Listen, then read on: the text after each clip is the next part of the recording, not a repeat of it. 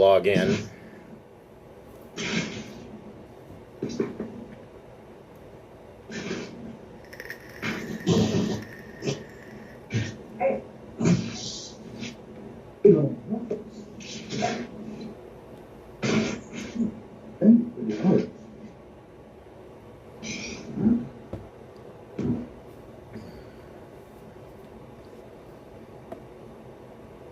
She might be in the backyard battling her blackberries.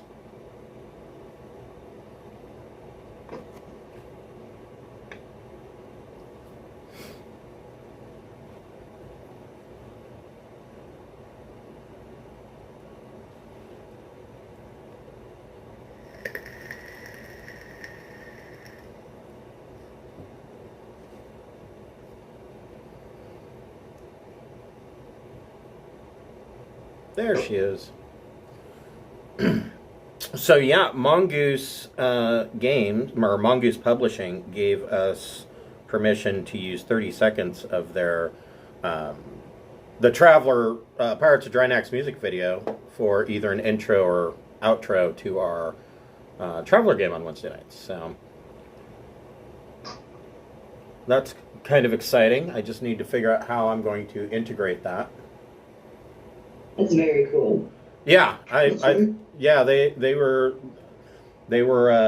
pretty excited about it. Right on.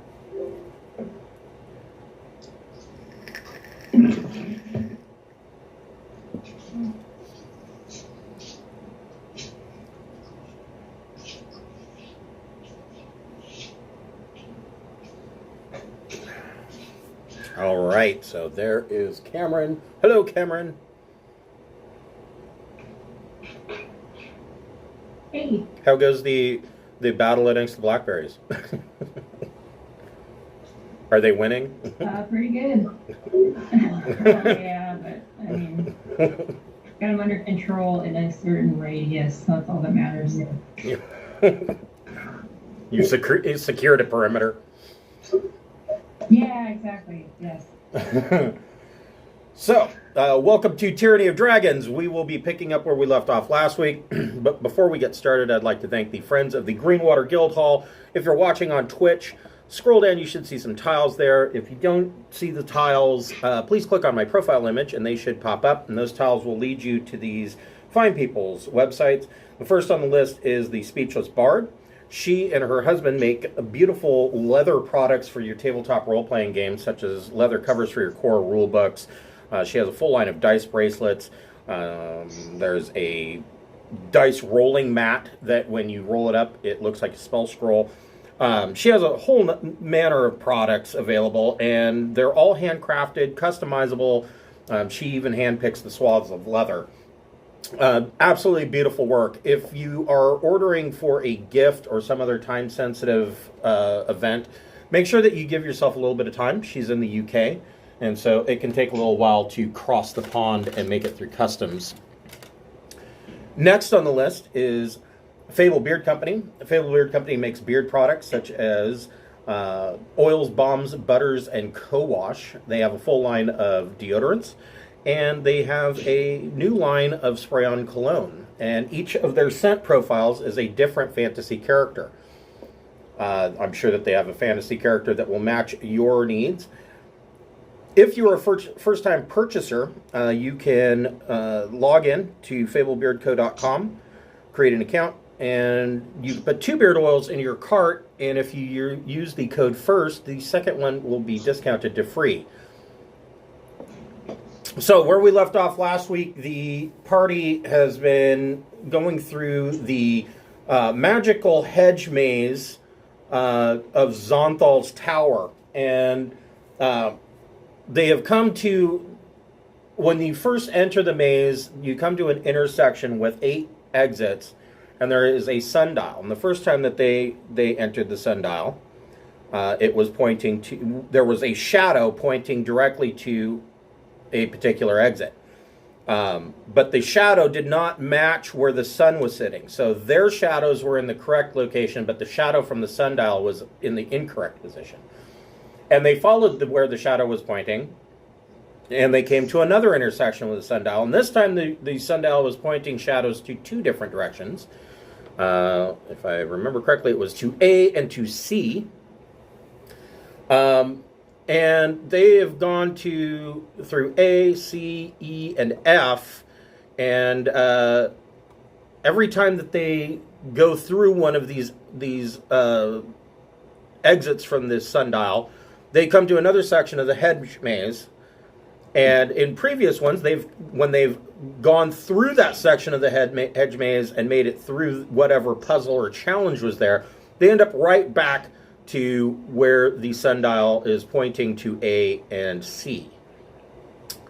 This time, they have come into the hedge maze at an area with a pond and a pagoda, and I will reread the intro here. A placid pond fills the center of this open space. A stout pagoda rises from a huge boulder that stands in the water like an island. An arched bridge crosses the water to the pagoda, whose red roof is held up by 6 sturdy pillars and capped with carved fish. A human male wearing yellow silk robes embroidered with red and gold fish stands in the pagoda. You hear exotic music being played on a stringed instrument. And he is just sitting. He was originally out here on the bridge. And he sees you guys enter, and he moves back into the pagoda. What would you like to do?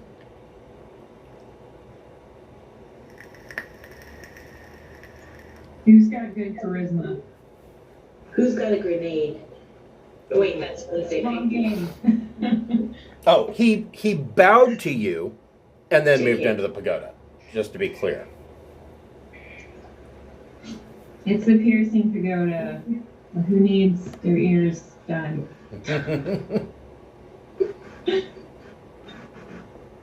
Okay, my charisma's 12. That can't be the best. There's no way. It is better than mine. Mine is 10. Okay, I guess I'll approach then. Okay. So, are you crossing the bridge and entering the pagoda, or? Hey, I'm also gonna be like howdy, as I usually do. Okay. So you cross the bridge, and you can see inside the pagoda that this robed human is sitting cross-legged, and he motions for like with both his hands for all of you to enter. And there's a small let's see here. There's a small charcoal pit with a tea kettle sitting on it. And there is a small table or a small shelf around this charcoal pit with a set of teacups. We're all gonna do, what is it? Ashwagandha? Let's party. Yeah, to get psychedelic in here. I know. Some quick mushroom. Why not? Bonky's not allowed though. There's no way. Ayahuasca. That's what I meant. I'm not cool enough to know anything about that. I don't know. I've read it a bunch of times, but didn't know how it's pronounced. Doesn't sound fun. Bonky cannot have any. Bonky's not getting high. There's no way. So Sure. when you No, I agree. when you enter the pagoda, he motions, and there are silk cushioned pillows sitting in a circle around the inside of this pagoda. Yeah, I don't think everybody's going to fit on the. You're all going to be crammed in there. And as you sit on these silk cushions, he waves his hand, and the iron tea kettle raises up, and he opens the top, and he starts putting in some tea, and he kind of stirs it around and waits for it to steep. And you notice that the tea kettle resembles a scowling face with thick features, and you can make a perception check.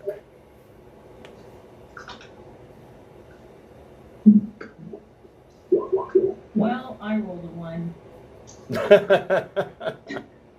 Evidently, Me too. so did Bognock. Nice job.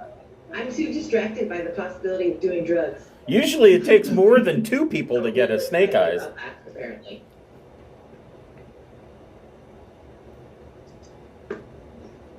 You've got a 10. Okay. So we're gonna 15. 7 for a 9.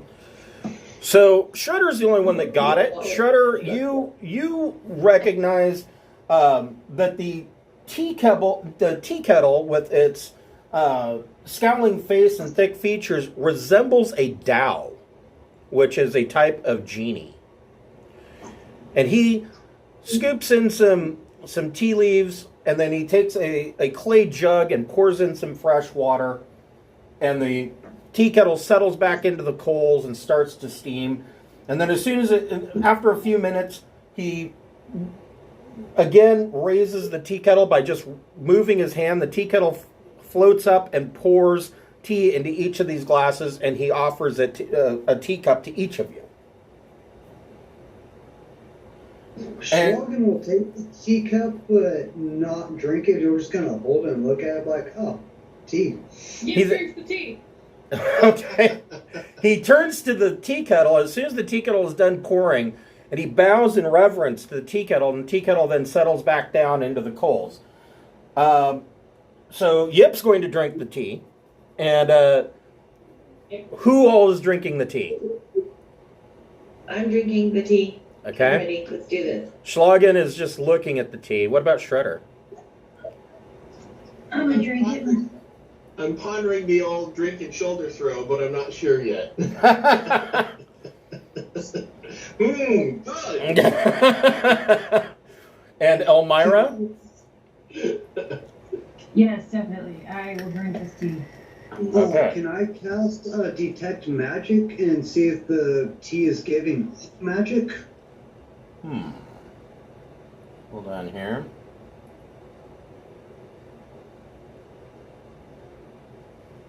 It's a tea of polymorph and we'll all become bunnies.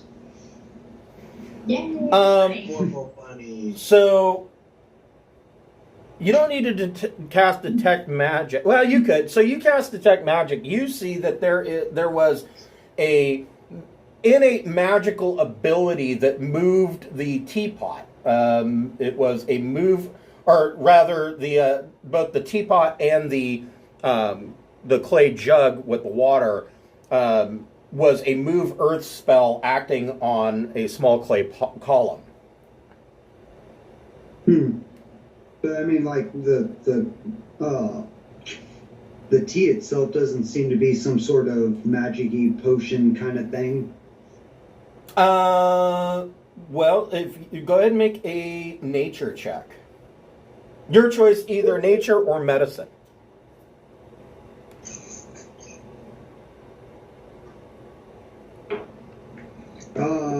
That's gonna be 14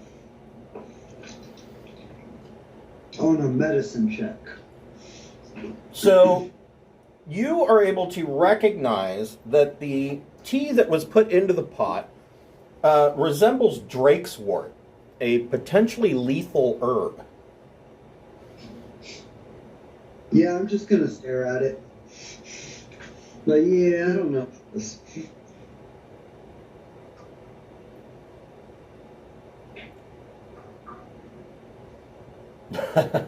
Oh my.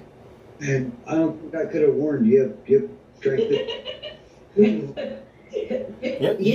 Yep was like, whoop, downs it like it's a shot. And when she didn't immediately keel over, that's when I drank mine. I was like, well, she's not dead. And I drank it. Evidently, it's not the drinking of it that is the problem. So the three of you down it, and none of you keel over. It has a very bitter taste to it, though, and the teapot is still steeping, and steam is filling into the pagoda, and the brewmaster claps his hands, and the pagoda is encircled in a wall of stone, including the roof. So you're all trapped inside this pagoda through this wall of stone, and the pagoda starts to fill more and more with this steeped tea steam, and it is the steam that is poisonous. Everybody needs to make a DC 13 Constitution saving throw. Unless, of course, you're immune to poison. I hold my breath for the next hour. Okay. I made it. I rolled a 19, and I'm going to use that stone shape thing to get us out of here when I get a chance. Okay, so you will take half damage from the poison. What did Bognock get? Are you immune to poison, Bognock? Oh, no, you're an artificer. I keep... 2 tabaxis, and I keep getting them confused. Okay. What about Schlagen and Yet? Schlagen got an 8. Schlagen's not doing well. You've got 19. Okay. Tea is great, guys. So which one of you has the Proof-Edex poison ring?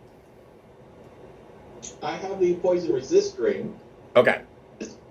but I can hold my breath for an hour as a turtle. Right. So Yip and Bognock and Elmira will take half damage. Yep.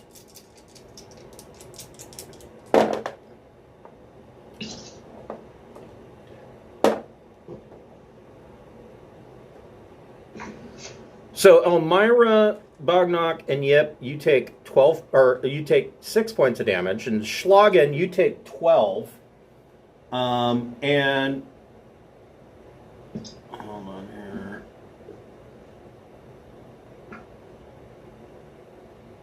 And you will need to make a saving throw versus poison each round. Hold on here.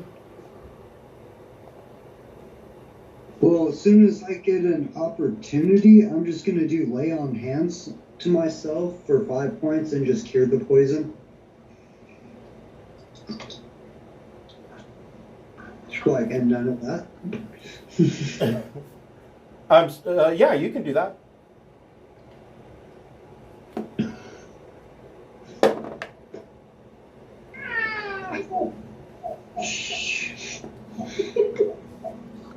Everybody roll initiative.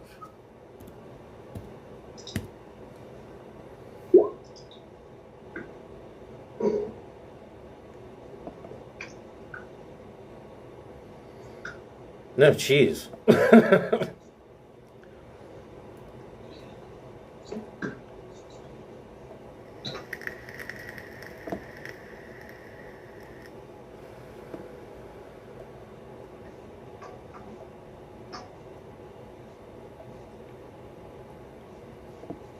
Okay.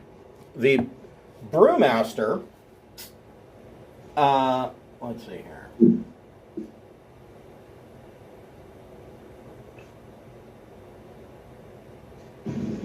Sorry that took a minute to update Yip's thing. No problem.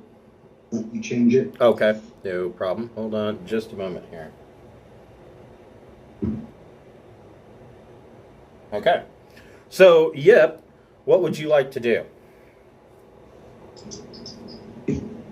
What's going on? Do we just have like... So so he has enclosed the pagoda in a wall of stone, including the roof. And the pagoda is filling with this poisonous vapor from the drakeswort in the teapot.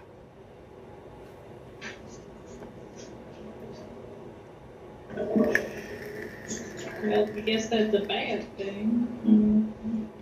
Yeah, it's not great.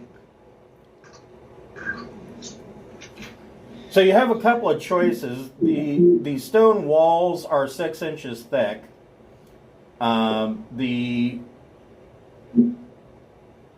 The kettle is still sitting in the coals, and is still full of water and causing steam to come out.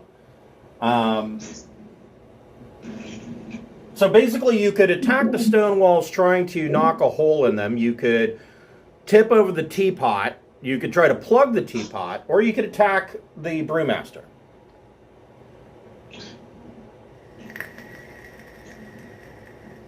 Well, you is small, so trying to make any hole big enough for everybody else requires some oomph.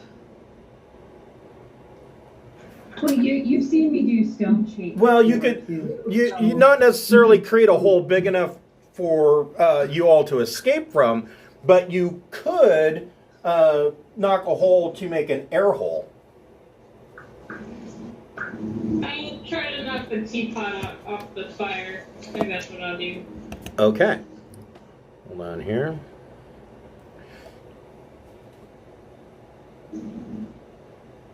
Treat it like tear gas at Orion, just put a bucket over it. Yep. Okay, go ahead and make a attack on the teapot. Attack the teapot.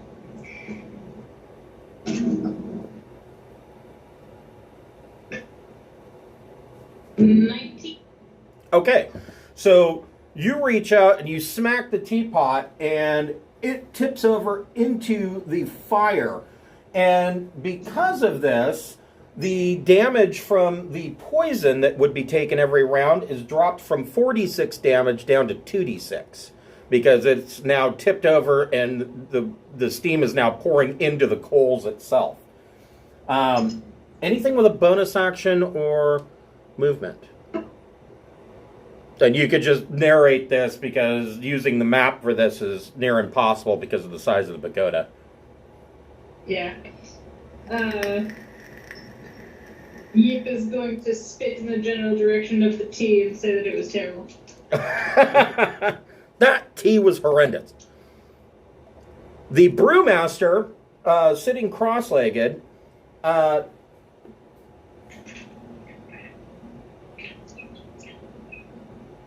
transforms himself, and you realize that he is in fact a Dao, and uses Earth Glide and glides down into the boulder itself, leaving you trapped in the pagoda.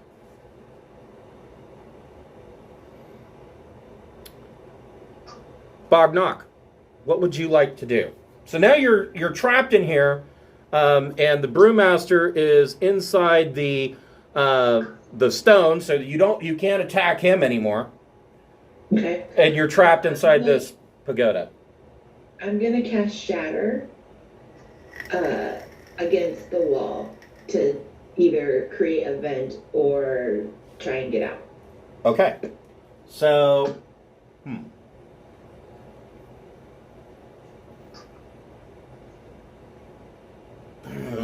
hold on, I gotta see how this works.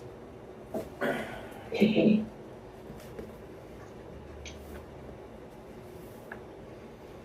I mean, I know it'll work. It's just, I have to see. Let's see here. Oh, everybody plug your ears before I do it too.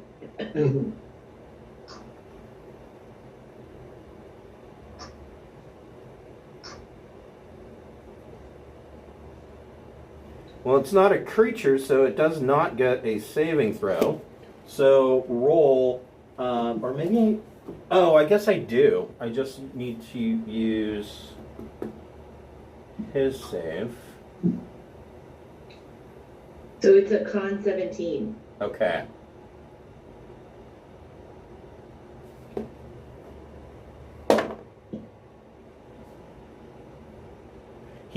The stone wall gets a 19, so it will take half damage. Go ahead and roll your damage. Wow. 24. Okay, so you were able to knock a hole. So the stone wall has an AC of 5, 6 inches thick, and has 15 hit points per inch of thickness. So you're able to blow a hole through the wall big enough, a 1 inch hole blows out, and fresh air starts to come in.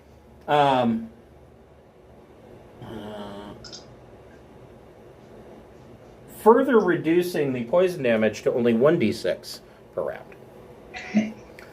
Anything with a bonus action or any movement? Well, there's not really anywhere to go. Right. As far as bonus action, I don't think there's. You could, for movement, you in bonus action you could move to the entrance where it is now closed and act like a normal cat, clawing at the stone. Let me out! Let me out! Let me out! Let me out! or climb up to the little hole I blew into and breathe through that. Just me. Right. Probably being the only one to take up fresh air. No, I wouldn't do that. No, I think that's it for now. Okay. Elmira, what would you like to do?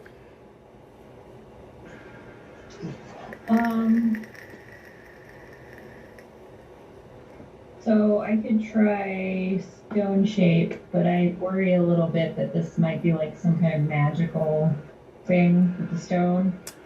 It is, but it's a wall of stone spell, but I think stone shape would still work. Okay. Well, that's one option. I could do a lower level spell to like I could use create or destroy water to get rid of all the water vapor in the area too. Yeah, that would be interesting as well. I think I'm going to do that because it's a lower level, and then I can save more of my spell slots since this is Okay. a truly bananas situation. So Okay. So you do create or destroy water and destroy all the water vapor in the air and in the teapot. And so now there's no poison damage. yeah. Any bonus action? Oh, yo, Bonky! And Bonky will attack the wall. Okay, so have Bonky attack the wall. Let's see. 18 to hit. Yep, that hits. Okay. And then 2d6 plus 4 damage. Sweet. I got 2 6s. So Nice. plus 4 would be 16. Okay. Does Bonky have another attack? Well, okay. It says multi-attack, bite, and claws, but like, how do you bite a wall? Yeah, that So would. Yeah, that would kind of hurt your teeth, wouldn't it? Yeah, so I just did the claws. Okay. All right. So Bonky is trying to scratch at the wall and actually takes a pretty good chunk out of this stone wall.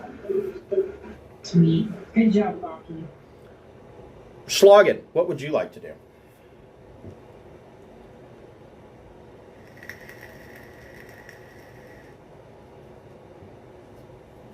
So we have our escape route. There's a 1-inch hole in the wall letting in fresh air, and there's no longer any poisonous vapor in the air. I will go to the wall where the door was. Okay. I will take out my trusted new big ass battering ram, Okay. and I'm gonna smack the crap out of this wall and see what I can do. Okay. Go ahead and make a attack.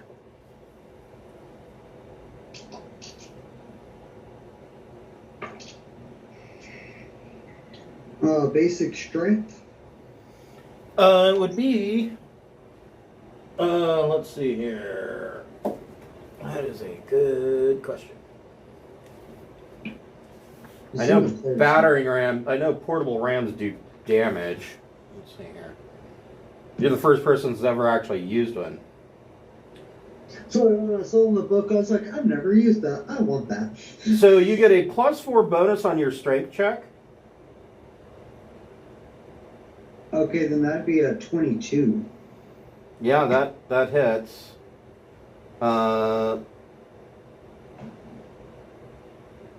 Interesting. It doesn't say anything about damage. So what's your strength modifier? The modifier basic is 2. Okay, so the battering ram, the portable ram does 6 points of damage to the stone wall, and you can keep doing that if you want. You've got what, 2 more or 1 more attack? I'd have one more. Yeah, you could do that again. Yeah, 'cause my third attack's based on my Hex Blade. So, 19, 21 on the second roll. Okay, you do another 6 points. So you're slowly chipping a hole through this wall. You've gotten about an inch into the wall, knocking a hole into it. That works. Okay, so Shredder, what would you like to do? Rage, Azeron. Well, before my turn ends, I'm gonna just take a 5-foot step back if anybody else wants to stand in that spot. Okay, so Shredder, you're going Rage and using Hazaron on the wall. Yep. Go ahead and make your attacks. Recklessly attacking the wall. Yes. With bleeding damage. Yes. 26 wounding. Yep. 26 points. Second. Come on, crit. Yes. Crit. Double damage. Plus, I have a barbarian bonus. 47 more points. Okay. So you're able to hack a 1-inch section of wall open and more fresh air starts streaming in. And, you know, if you do, I mean, you're only hitting a 1-inch section. So you've got a 1-inch hole now through the wall. And you can see the bridge on the outside. Did you want to bludgeon it with your tail? Bonus was raging, so Oh, that's right. Bonus tail this turn. Okay. Back to Yip. What would Yip like to do?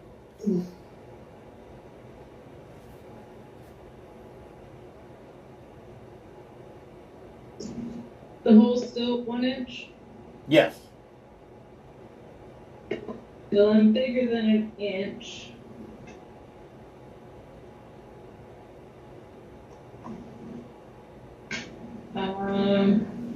Could you wild shape into an octopus? Because an octopus could squeeze through an inch hole. That's true. We just squeeze through. We also went through that area with a bunch of snakes swarming in and out of like little tiny holes. So I don't know if that's possible. I can shapeshift into a giant octopus. Does that count? I mean, I imagine that would be equivalent to like a greater Pacific octopus, so. Sure, that sounds fun. I'm gonna be an octopus and go squishy through the hole. Okay. So you squishy through the hole and plop down into the pool of water outside. Hey, at least you're in water. Ah. Yeah, that's definitely a benefit.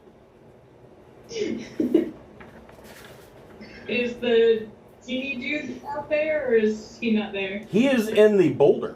He used Earth Glide to sink into the boulder. Okay. Can I, like, look around in the water to see if there's any way to help from the outside, other than smashing through the rock?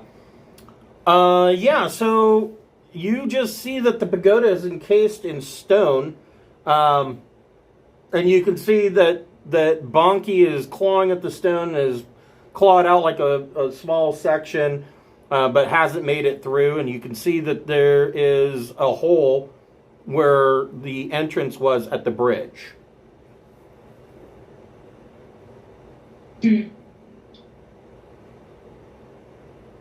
I guess I'll go over and help Bonky make a hole, or make this hole bigger with my beak. Nothing section cut it bigger. Well, that's boring. Let's see. So I'm sorry, what were you going to do? I'm gonna try to, like, parrot fish at the wall. Chew on it with my octopus beak. Sure, go ahead and make an attack.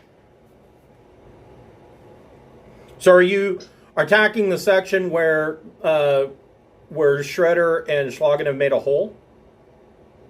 Yeah, I'll attack the hole. Okay. That's wrong. I rolled a 1. I'm not used to octopus beaks. So, yeah, I mean, there's not really anything for a critical failure. You're not able to do anything with your octopus beak. I was picturing him biting his own little leg. Ow! Ah, God damn it! Yeah, I bit one of my tentacles. That's my turn. Okay. The Brewmaster.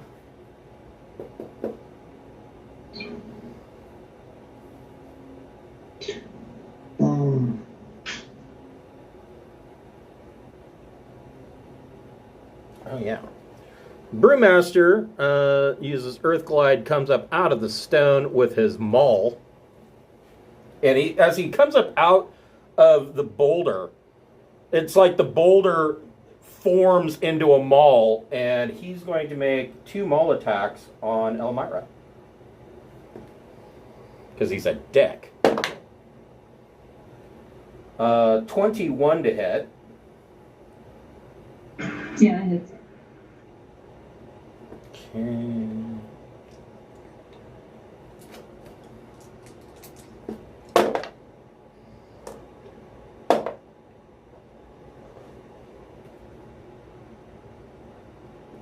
$18 points of bludgeoning damage.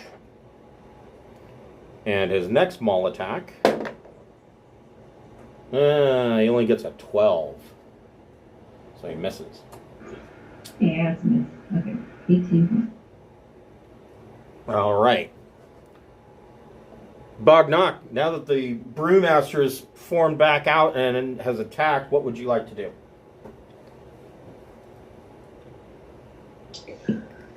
I would like to, let's see,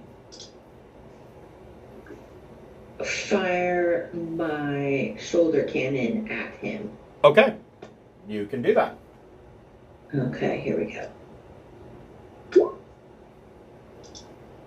That hits. Right.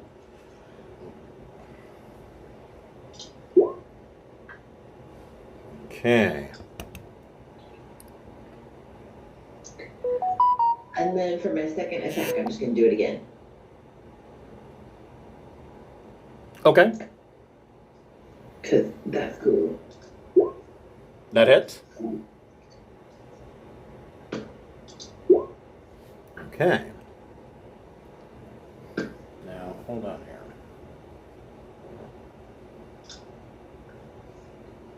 Interesting. Okay. So, yeah, you have claimed first blood on the Dow.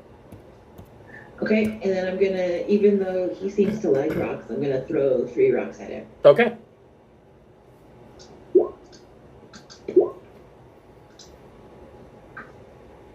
I'm guessing 2 hit?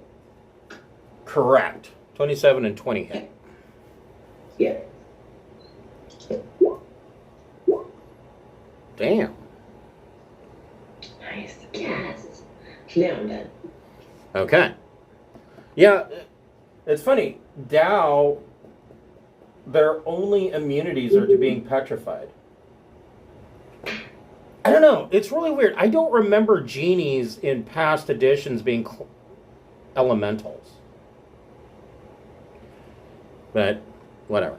I mean, genies are genies, but I guess that's neither here nor there.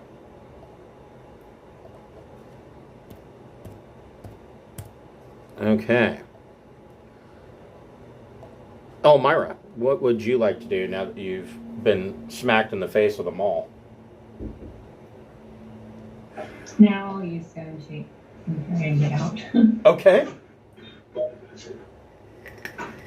So you cast Stone Shape, and the 1-inch hole that Schlagen and Shredder have created opens up into a full door. And I'm going to run out. Ah! Okay. The Dow will get an attack of opportunity, though. Well, can I ready like the dodge action then? No, because your action was to cast the spell. Yeah, you're right. Yeah, never mind. Okay. Did you? I guess I'll have Bonky move around. Okay. Can you hear the stone shaping? Yeah. He could, yeah, it would make some noise. Okay, I guess I'll just move around to that way. And that's my turn. Okay. Schlagen, what would you like to do?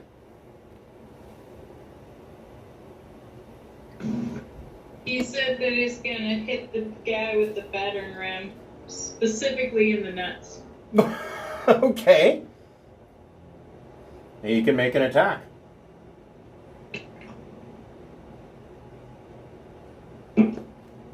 18. That hits. So the Dow takes 6 points of damage. I don't know that Dow have nuts, but I mean they kind of float.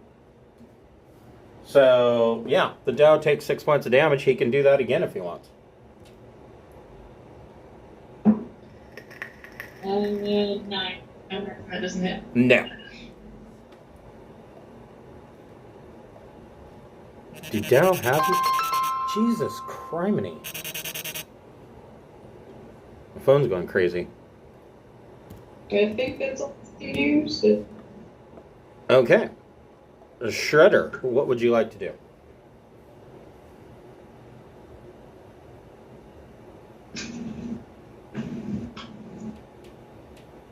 I'll move over and has her on the Dow. Go for it. Reckless. 29 to hit. Yep. 22 points first hit. Second. 23 to hit. I rolled 2 11s. 25 more points. Okay. In the tail. 16 hit. It does not.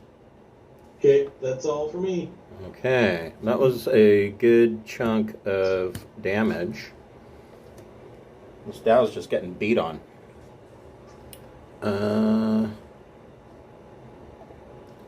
Yep. The octopus. So the entrance is now opened. What would you like to do? I'm going to giant octopus onto this guy's face. Okay. Go ahead and make your attack. Face hugger. 17. That's a miss.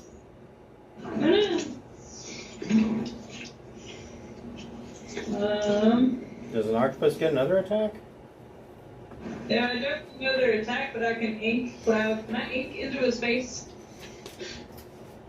Let me see, because when I've looked at ink before, there's other creatures that can ink, and it's very specific. Let's see here. It does look underwater and stuff, so that's why I'm not sure. I spit in your eye. Not that I'll necessarily do anything, but I'm doing it anyways. That's why I went. Oh, sorry, Pagoda.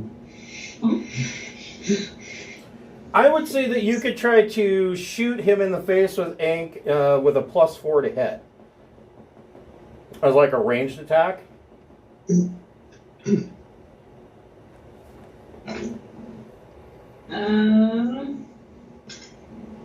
The 20? That hits. So he will have disadvantage on his next attack. Octopus laugh at him. So the Brewmaster will have disadvantage on his next attacks. And he's going to attack Elmira again.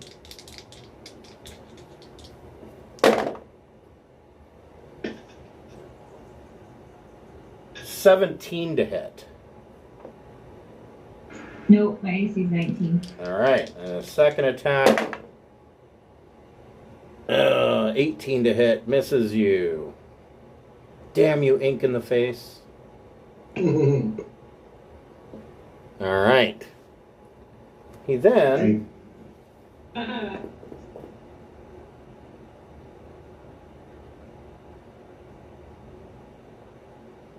He has nothing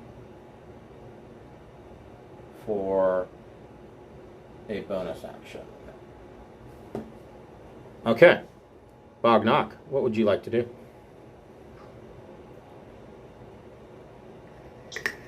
I am going to, let's see.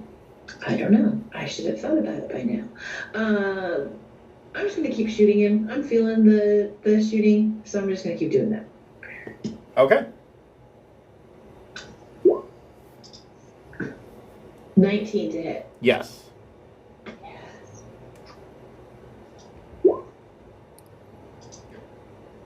For 14. Okay, your next shot. Ooh, crit. Double damage.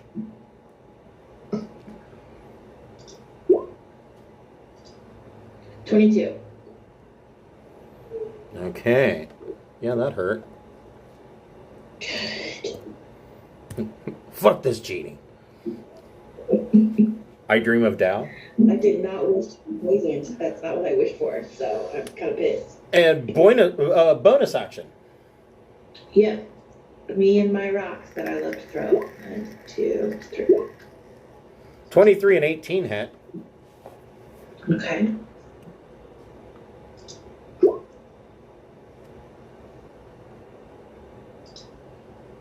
$17 more. Okay. All right. Elmira. So, Elmira, if you want to run to get out of there, you could take the disengage action and just bolt. Yeah, I think I'm going to do that because it really seems to hate me for some reason. And I'm not very tough. Right, because so I'll clue you in. The reason why he went for Elmira, he would have gone for Yip, either one of you, because he's going to try to, his entire course of action is trying to take out the weakest characters first. Okay, well, Bonky's going in, so deal with that. All right. That's a subjective and prejudiced patriarchal view. Yeah. And we need to cancel it. Yes. You Dow. Everybody knows Dow are racist against gnomes. I mean, Well, Bonky rolled like shit. they get advantage on hate crimes. Yeah. Alright, so multi-attack, bear makes 2 attacks, so you roll twice, right? Once for the bite, once for the claws. Correct. Okay, so I got 3 on my bite this time, right? And I rolled the exact same number somehow, so good job, Bonky. Fuck up. Anyway, What'd you get? 3. Oh, times in a row. Shit. All right, so Good job, yeah. Bonky. At least you tried. Schlagen, what would you like to do? So I went to go get laundry. What's the state of this little dome building now? So there is an opening. Elmira used stone shape to open the entrance.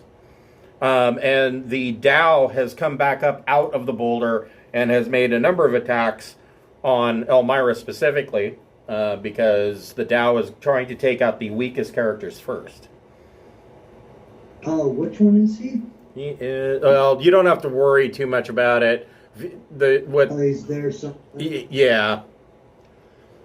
Alright, well, if I'm close enough, I will drop my battering ram and take a swing at him with my blade. Go for it. Let's see.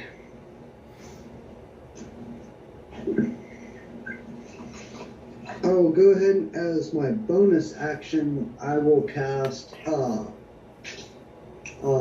Thunderous Smite. Okay, that's a good idea. And I'm gonna roll. Probably want to, if you connect, you probably want to throw some divine on that as well. Yep, that's the plan. He still has a fair chunk of change for hit points.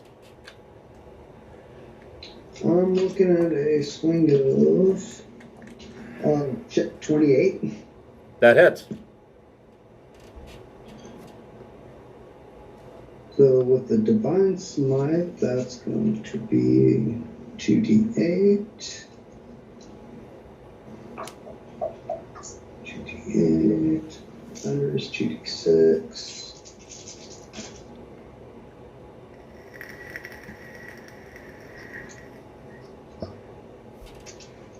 1.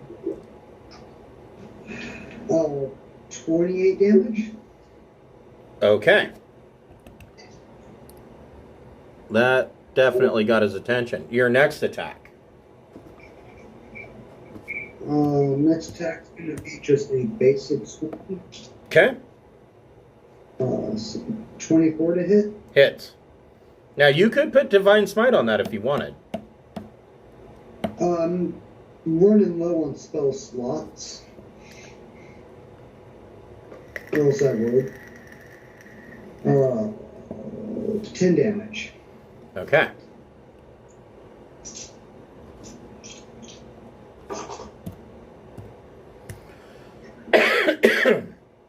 All right. Shredder, what would you like to do? You could potentially end I this. think more of the same. All right. Mazaron Reckless. 29 to hit. Yep. And the 26. Dow, you bring Hazaron down and slice right through the center of this Dow, and he disintegrates into a crystalline powder and falls to the floor dead. Let's snort it.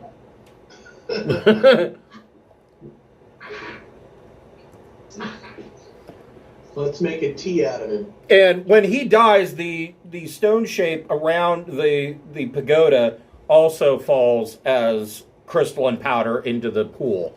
And all that's left on this boulder is the tipped over tea kettle in the little coal pit. I'll put the tea kettle in the haversack. It's pretty freaking cool. So when you pick up the tea kettle, you can hear that there's something rattling around inside. I was gonna say, where's our stone? Where's our stone? What color is it?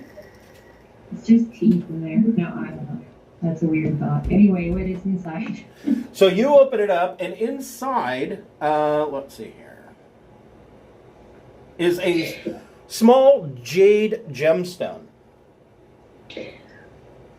Can I artifice a gauntlet for all of these? Yeah, you could.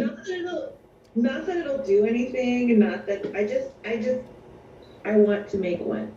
Yeah, you could. You could do that in the course of a short rest. Yeah, I'll do that in my free time. I'm just putting that out there As a want? My pocket project. So with the jade gemstone, you are able to exit out the east exit of this section of maze. And hold on here. I'm moving you. I'm moving you. And I'm moving you.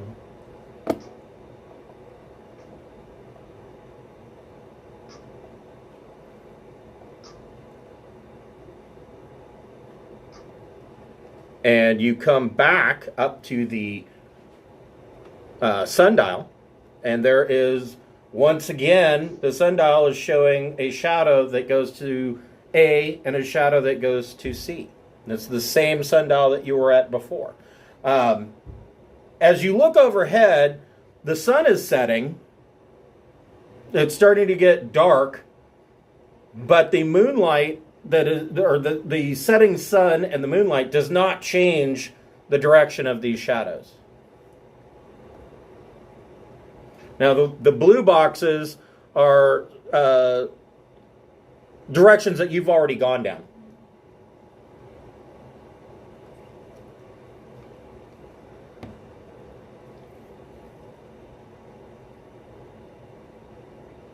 Is there an inscription on the sundial or anything, or is it just Roman numerals in the sundial? Let's see.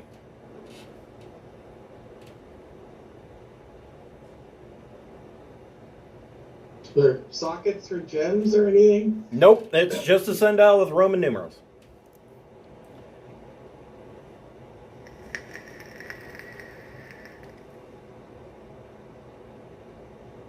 So you've Do got. you want to keep going or rest? What do you think? You could take a long rest or a short rest if you wanted. Slogan books for one of the two. I'm running a little low on spell slots.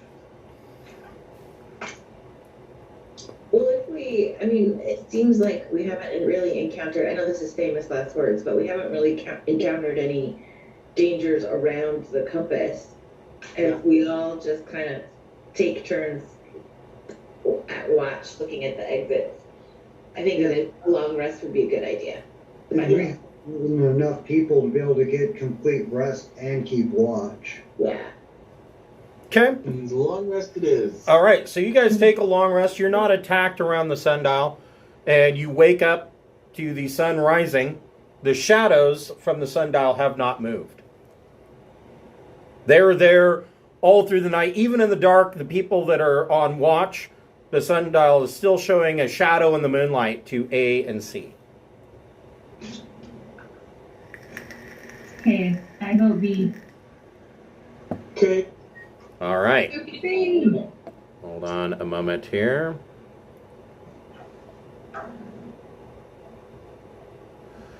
I need to move you guys.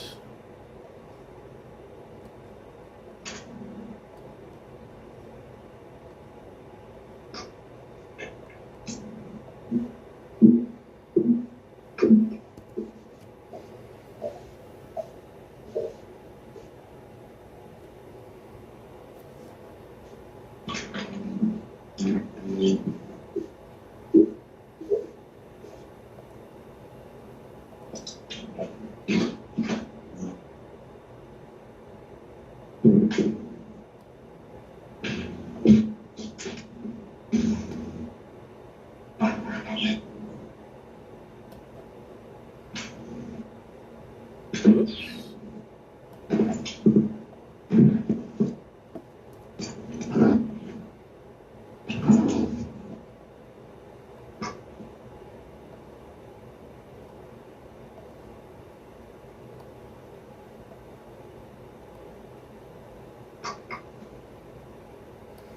So you go up path B, and it curves around, and you come into another intersection with a sundial through E.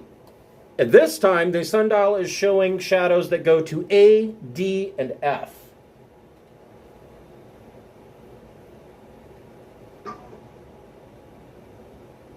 Are our rocks there? Is this a different sundial? It's a completely new area. Are there gem sockets in this sundial? No. The area and the sundial look exactly like the one you just left, but all of the coin that was placed on the sundial, the rocks, any rope that you had done, any markings that you've done are gone. But other than that, this area looks identical.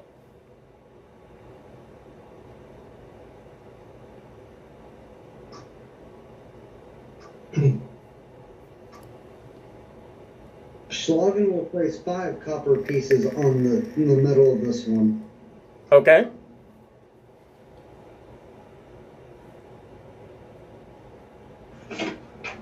I want to try going through D because that's where the new shadow showed up. Okay. I'm also like trying to draw a map. Good luck. So, trying to draw a map, you end up getting very frustrated because nothing makes sense. This entire area is it's in a magical. Then B connects to the thing that has shadows here. That's all. That's all I hear. So. I think she's trying to make like a drunk flowchart. Right? Okay. It probably was the shadow areas. Oh, this looks neat.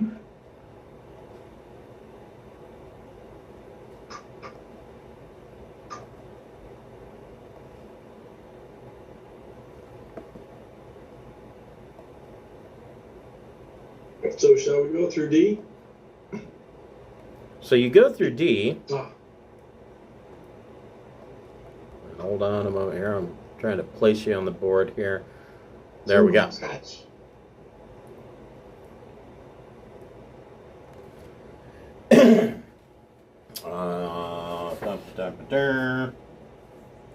Six suits of ornate males stand in this area as if on guard. Battered and bashed pieces of armor and weapons are scattered across a carpeted floor before them. Moss and lichen cover the armor, though it remains free of rust. Another pathway opens on the far side of this area.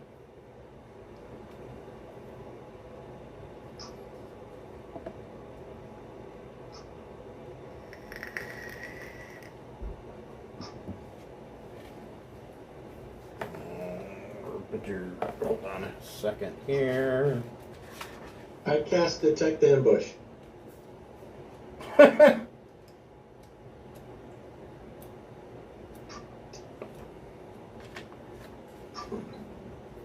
Schlagen's gonna cast Detect Magic.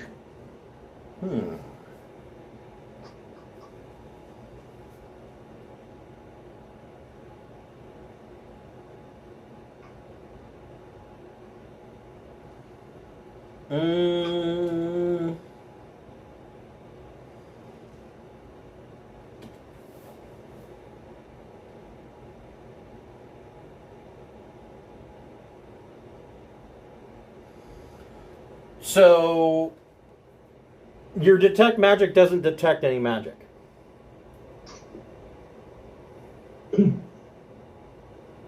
I mean, yeah, it does, but like everything glows because this is an entire thing is an extra dimensional space. It's kind of like being in Barovia and using Detect Evil. You probably lose your mind.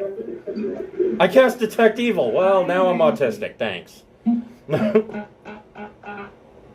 a raw. I'm sorry, what was that? You broke up a little bit.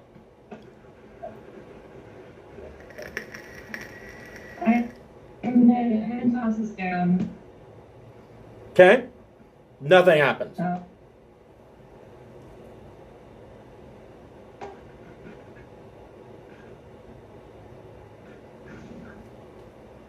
Okay, I changed the network thing. Am I less broken up now? Yeah, you sound great. Very much. I'm gonna walk up to one of the statues and just start insulting it. Verbally abusing it. That's it. No, I'm not gonna do any magic-y things. Just tell it it's a stupid statue and nobody likes it. And I can't wait for a bird to poop on it. Okay. And It's a great disappointment to its parents. yeah.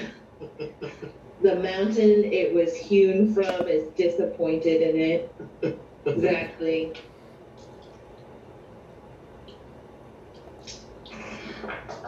It would make better gravel.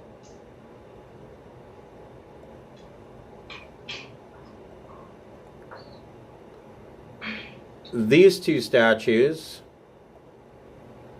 here don't like being insulted and come to life. Everybody roll initiative. Do it.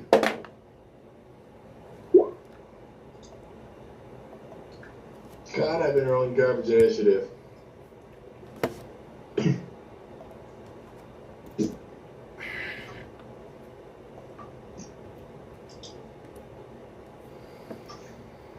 All right. Did Yip get a 22 again? Oh, okay. Let's see here.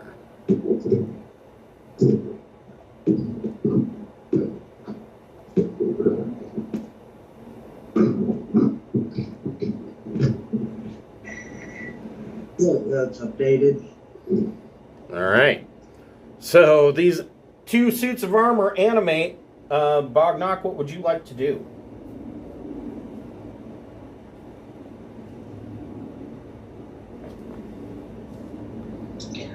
I am going to. What do I want to do?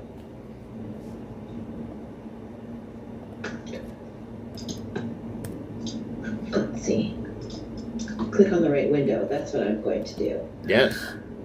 It's helpful. So I realize this guy's right in front of me, but I'm going to use range, so I'm going to aim for the guy further away. Okay, go for it. And I'm going to use my lightning boobs. All right. So, yeah, go for it.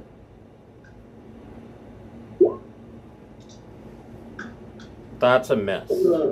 14. Okay. Being animated suits of plate mail armor, they have pretty good AC. This is true. Let's see. Well, I'm still gonna try one more time. I'm stubborn. That's my second attack. Nope, that's a miss. Boo! Double boo! Anything with a bonus action. Well, I'm not one to give up. I'm gonna throw a fox at it. All right. Yeah, goddamn statues! Eat rock! One of them hit. Okay. Didn't work very well. That's okay. Okay.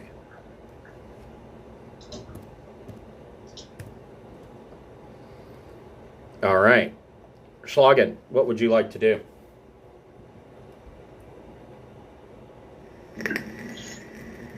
Well, let's see. What's my movement?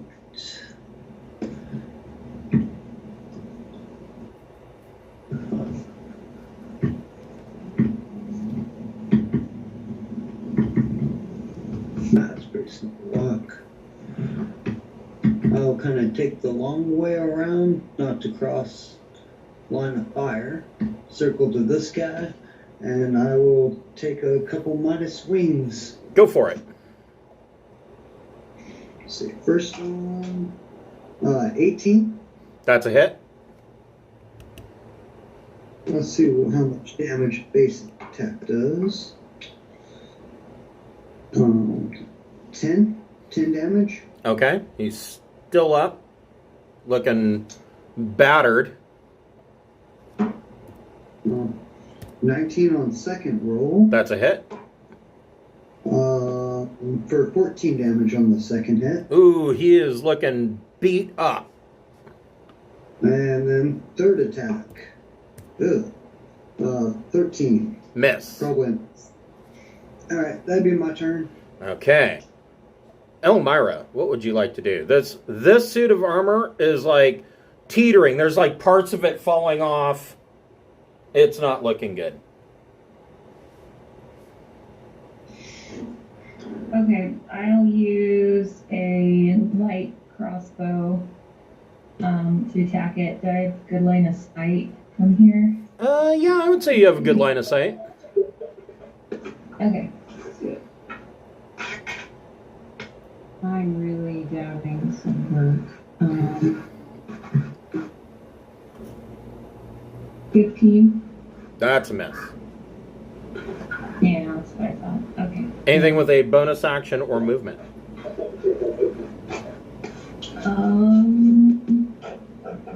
I feel like something's gonna happen if I step on some of these tiles, so I don't really want to move around.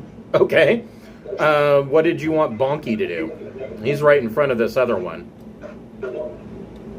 Oh, you're right. There he is. Okay, I'll give him a side attack. Okay.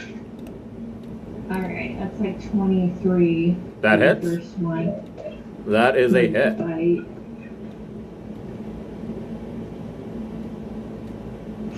Okay, I'll need for 11 points of piercing damage. Okay. And then the claws are the same thing. They're 23 to hit. Yep. And 12 points of slashing damage. Okay. Good job, Bonky. Hold on here.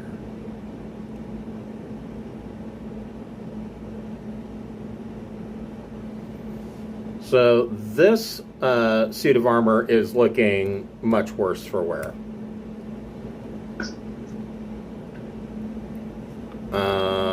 The animated armor, this one's going to attack Schlagen, this one's going to attack Bognock. So on Bognock, it gets 2 slam attacks.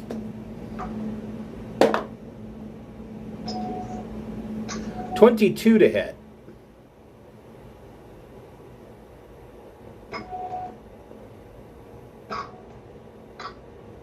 That just makes it. Okay, and his second attack, 13, probably misses you. That's misses. So you take 5 points of bludgeoning damage. Okay. And on Schlagen,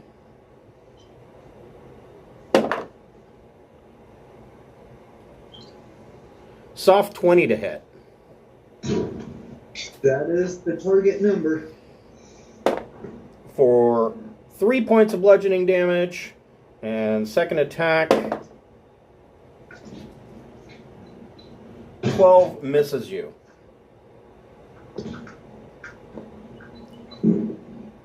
When he gives me that soft little bit of damage, I look at him and wave my hand like, "Stop it!" Yep, what would you like to do?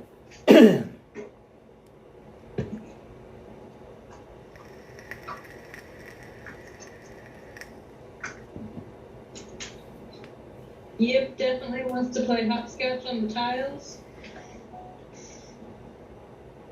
Okay. Does like running around and messing with all the tiles do anything? Nothing. Cool. Then I'm going to wild shape into rhinoceros, because why the fuck not?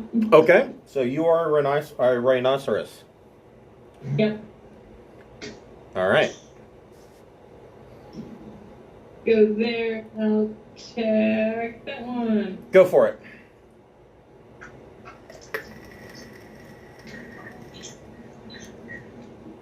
E. 24 to hit. Yes.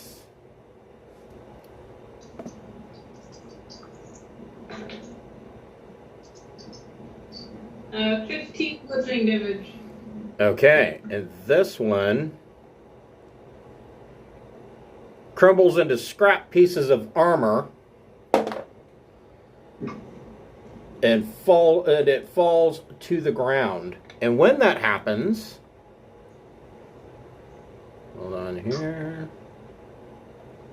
No, wrong one. Sorry.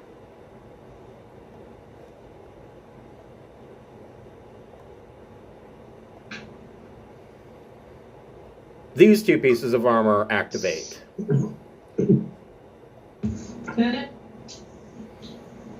Heal. Shredder, what would you like to do? I will. Let's see, what's our distance here? Rage. That's just my kind of first step in everything I do. Always be raging. Always. And then, can I walk along the hedge like a wall? No, it's not really a solid surface. There's nothing for you to really walk on. Okay, then I'll just go forward to the new guys there. Okay, go ahead and do your thing. As a Ronniness with Reckless. Okay, 31 to hit. that hits. 20 points. Second one. Glad I have advantage because I rolled a 1 and a 15, so 27 to hit. Yep.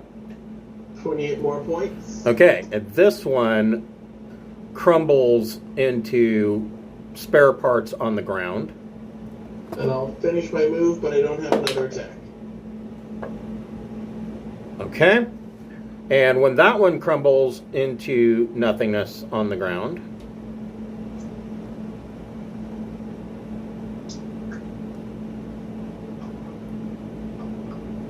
these 2 activate.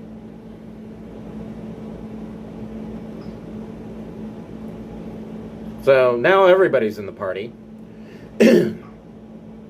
Bognock, what would you like to do? I'm going to, let's see. Just The one right in front of me. So I guess I'll use the spell. I'm going to...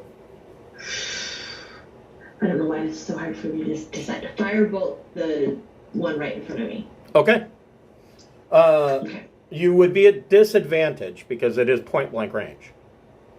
I always forget about that small detail. I know. I kind of, I don't know. I mean, it's a rule in the book, and I mean, we'll deal with it. But I disagree that point blank range should make you be at disadvantage. I mean, it's just Right. Okay, so instead what I'm going to do is a level 1 magic missiles at that target okay. instead. Go ahead and roll your damage. 1, 2, 3.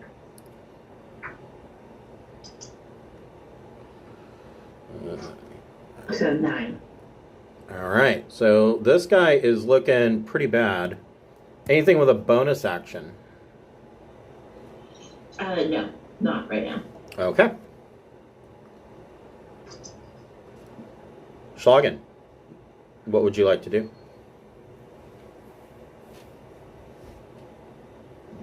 Let's...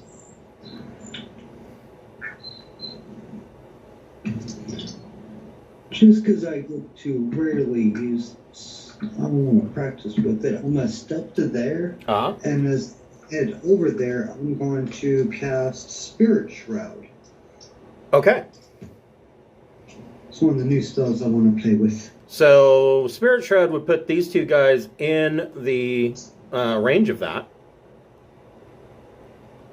And sadly, I'm not sure who this one is, but they would also suffer the ill effects. Both of these armors would be in the range. Does that start at the beginning of their turn, or? Yeah, at the start of their turn, if they're within the 10 foot, their speed's reduced by 10. Okay. That's all. But they don't take any damage? No, they take damage when I hit them. Okay, go ahead and roll your damage. So, first swing with the weapon. Well, no, wait a minute, though. Spirit Shroud... Hold on. Let me look at this. Deals a D8 on hit if within 10 foot of me. Right. But... It should be 108 in Tasha's. Oh, is it Tasha's? Okay, hold on. What is the casting time? One bonus action. Oh, okay. Then if it's a bonus action, then you get to make your 2 attacks. So go for it. Yeah. And which one are you attacking? The top one or the bottom one? Let's go with the bottom one. Okay. So, 25? Yep, that hits. Oh, on the casting, I need to state that it's radiant damage. Okay.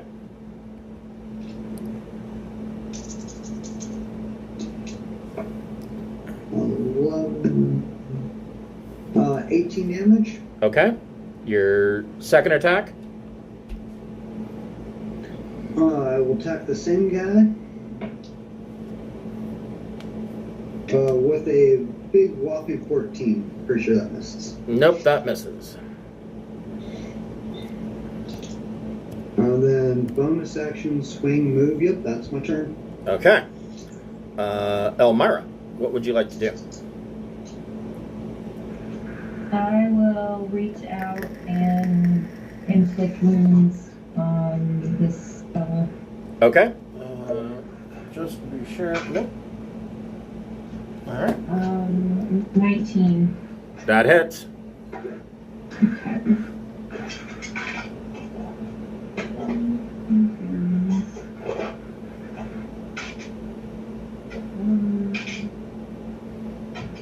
9, 8. So that's 18 points of necrotic. Ouch. All right. So both of these guys are... whoops, that's not right. Both of these guys are quite beat up, but still clanking around. Anything with a bonus action or movement. I mean, you probably don't want to move because he would get a attack of opportunity.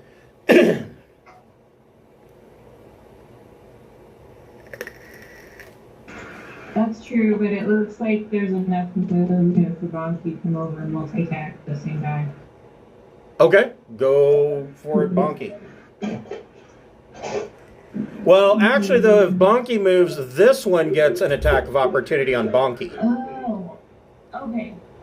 He'll attack the one who's in front of him. I didn't realize that one wasn't dead. Okay. Then, all right. That's 18 to hit. That hits. Okay, and it says 1d8.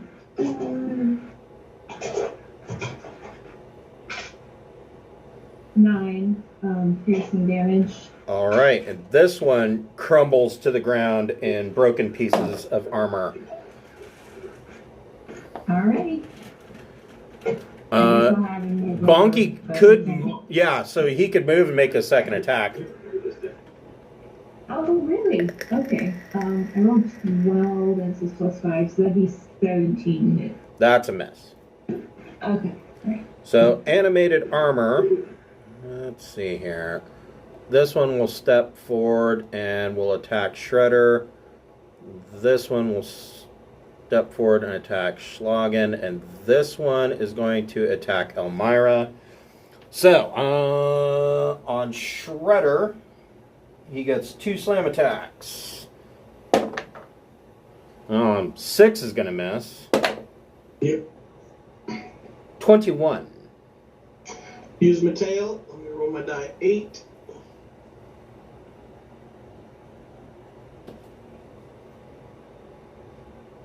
AC becomes 26. Okay. On Schlagen, he gets 2 slam attacks. 5's not going to do it. 18 is going to miss. And on Elmira, 21 to hit. That hits, yes. For 6 points of bludgeoning damage. And second attack, 21 to hit. For 7 points of bludgeoning damage. All right. Yep, what would you like to do with your rhinocerosness?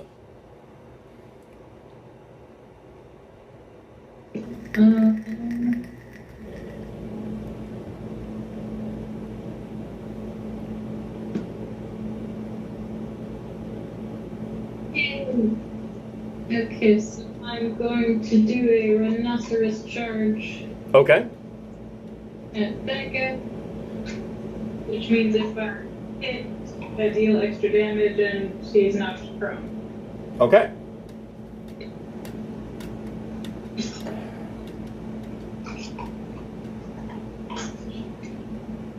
Ooh, nat 20. Double damage.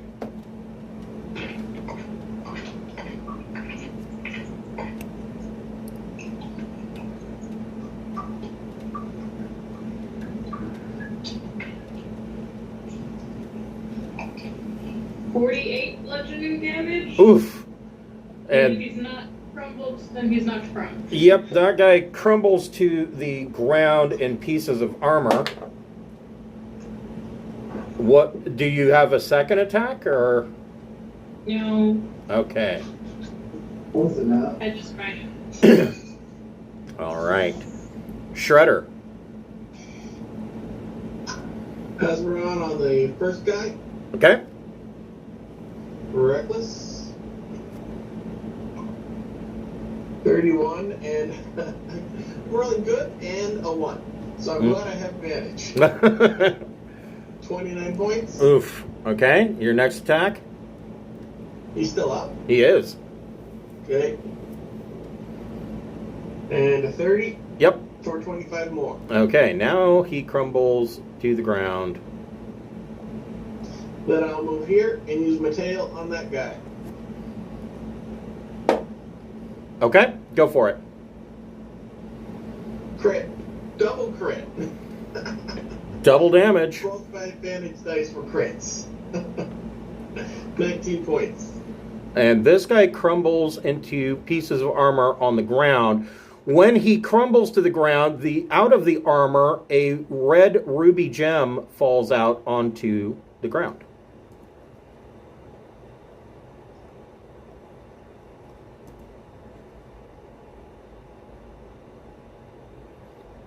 And taking said gem, you exit out of this area. And you come back to the sundial with shadows pointing to A, D, and F.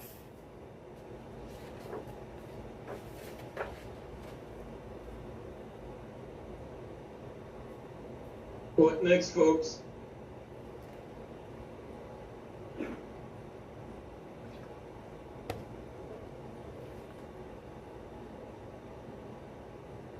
F? Sure. Let's go F them up. So you go through F, and it's a long, winding path that you're following, and it takes you the better part of the day, and you come out back into the area with the sundial, and the sun is setting once again, but the shadows are still pointing to A, D, and F. We've never gone down H. I kind of want to go down H. So you follow down H, and the same thing happens, a long, winding path. It takes you about 9 hours. And you come back into this area with the sundial, with shadows going to A, D, and F, and now the sun is starting to rise again. Okay. I can't choose. It appears that the tower, that Xonthal's tower is off in this direction. Yeah, after 5 minutes of walking on all that, I summoned my horse and I rode.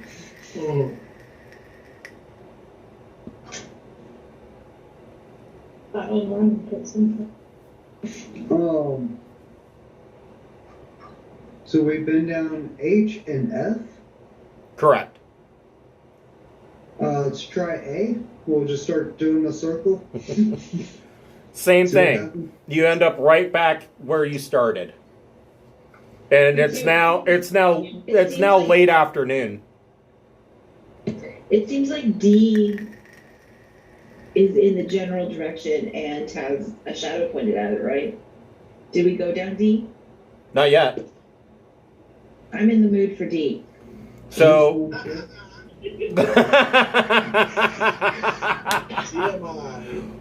wow. All those drugs, and now I'm ready for D. So you go down D, and it seems like you're getting close to Xonthal's tower, but then the maze curves around and heads back. This takes about another 6 hours, and you end up right back to the sundial with paths with shadows to A, D, and F. That was really long. Exhausting. I can barely walk. Really long, winding D. Kind of veered to one side. Oh, fuck. I think we should just dump all our gems on the sundial and see if it explodes and we can end this. Okay, sure, let's try it.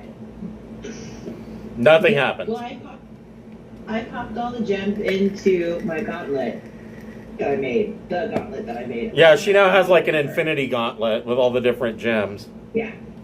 I was thinking we should call it the integer gauntlet because it's not infinite at all. Integer. I like it. The integer gauntlet. I like it. So does the sundial explode and end it? No, nothing happens. Okay, so this is the second sundial This thing. is the third. The third one? Yeah, this is the third one. It doesn't have any. Oh. And Okay. Xonthal's tower appears to be down in this direction. Alright. So far we've tried F, A, D, H. How about E? Okay. I don't know. So E.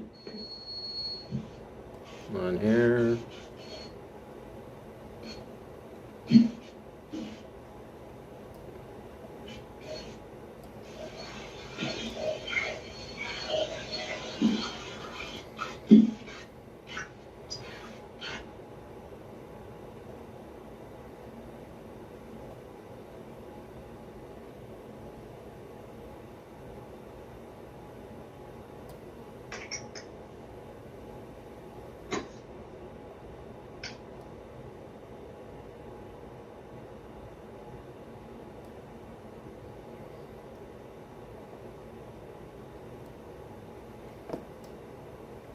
Ah.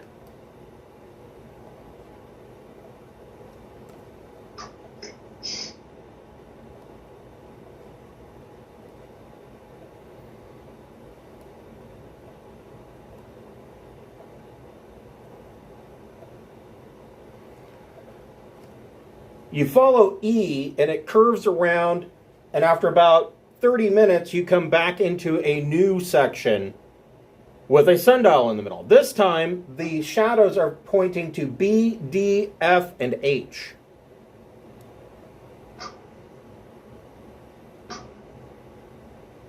No problem. Is there Everybody make a perception check. which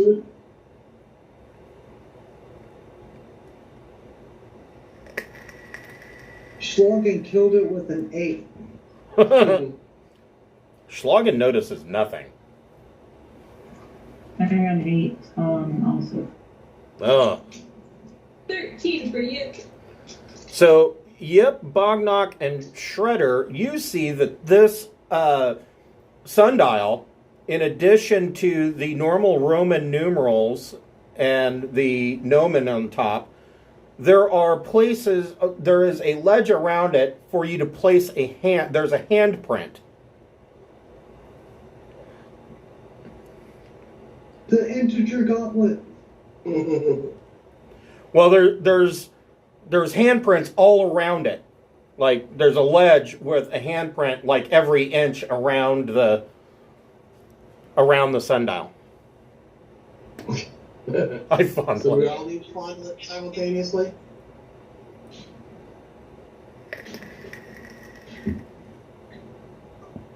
So you all fondle the sundial simultaneously, and you are magically teleported to a new area. On here.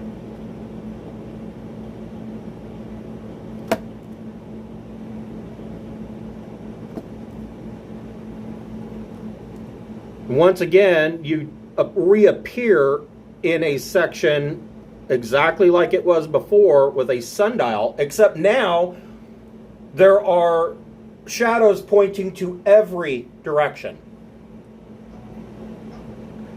But the sundial is normal, there are no handprints on it.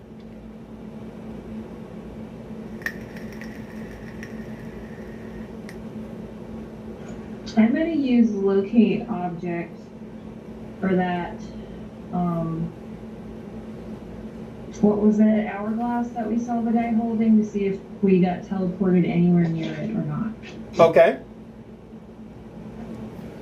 So you cast locate object, and locate object is pointing you to the edge of the hedge maze. It's not pointing down a path, it's pointing you directly through the bushes. Which direction though does it? Like right here. Okay, so it's in between those two letters, between C and D, I guess. But it's that means we're within 1,000 feet of it. Right. So Let's put something down here to mark this specific sundial. Okay. I'm sure I got some crap in my haversack and figure out something. Copper pieces are always good for this. Yeah, we've been putting those down though. Aren't we gonna get confused? I have some silverware. I will put down a fork. Okay. You put a fork on the sundial. Alright, cool. And now we must choose between C and D. And I'm pretty sure everyone's going to choose D because we're immature.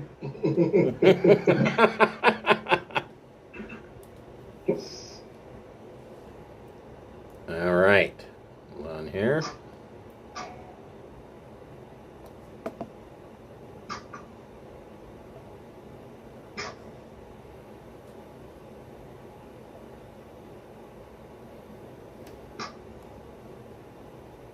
And at the end of the maze is a bear.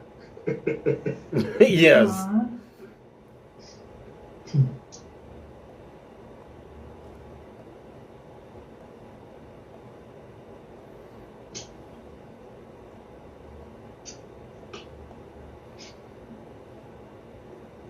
Oh, that's where the other bonky went. Huh. All right.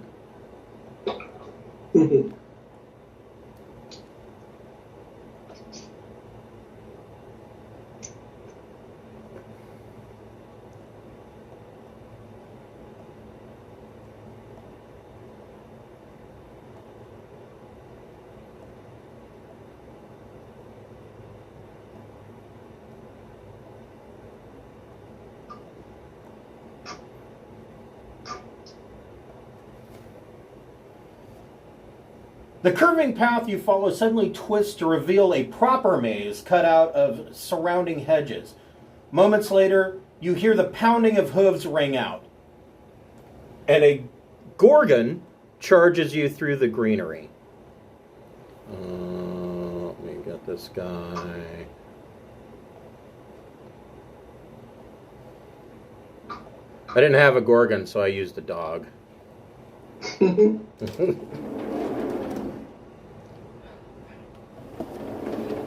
Sorry.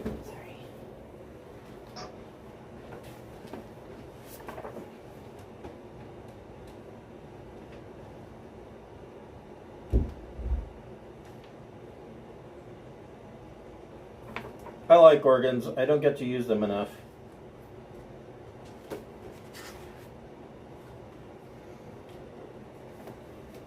So, everybody roll initiative.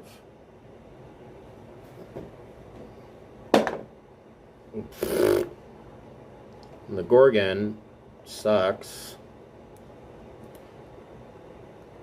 While you are rolling initiative, I will be right back.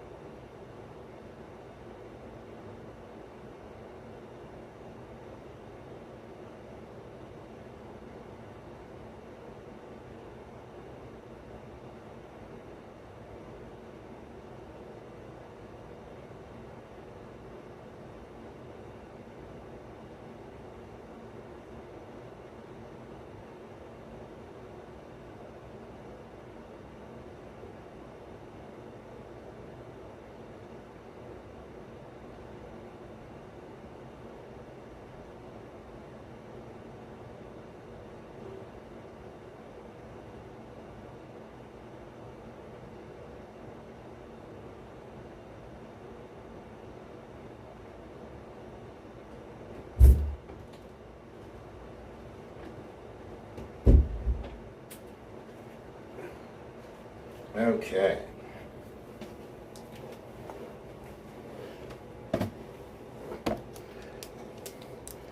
So the Gorgon only got a 3.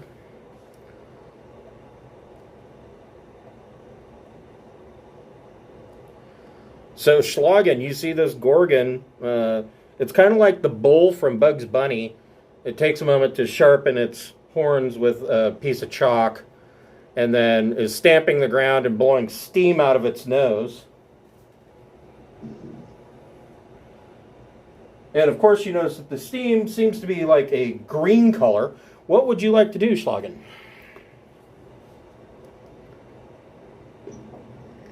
Schlagen was convinced to go get the mail by Yip. Well, we can wait a moment. In fact, while you're doing that, hold on just a sec. We'll give him a second to come back.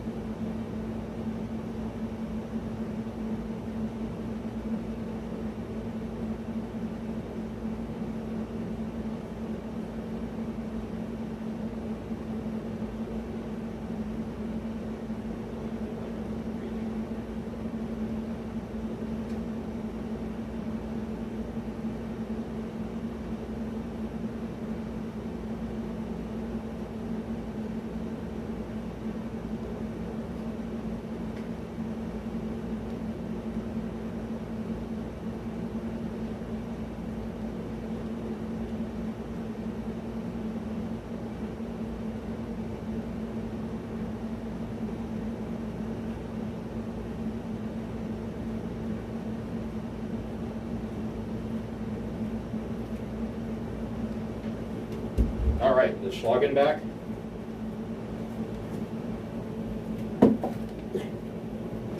I think he got lost. So,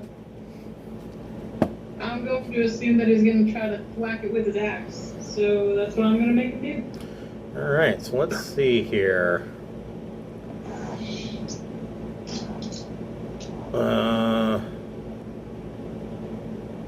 I don't know that he can get to it. Let's see, if he went up this way. Either way he could put himself in front of Bognock, which might be good since he's more of a tank than Bognock is. Sure. So the other thing he could do, he could move in front of Bognock and he could take the dodge action, which would give the Gorgon disadvantage on its attack. We'll do that. Okay. So I'll put him like right there. Elmira, what would you like to do? Good old guiding bolt. Well, let's see here. No, wait, there's a bunch of people in the way. Okay, hold Well, on. and the hedge, the you can't shoot through the hedge. How tall is this hedge? Like 8 feet. And how tall is Bonky? Probably, I would guess, like 5 feet at the shoulder. Okay, shit. So 20. Well, So your movement's 25 feet, right? yeah, I'm gonna hop on Bonky though. I think. Okay. And Hop on Bonky. Bonky. What's Bonky's movement? He'll move forward a little bit, but not wanting to bowl over Bognock. Okay. Not gonna do that. So you could make a guiding bolt attack at disadvantage. You know what I'll do? I'll cast. What's it called? Let's see.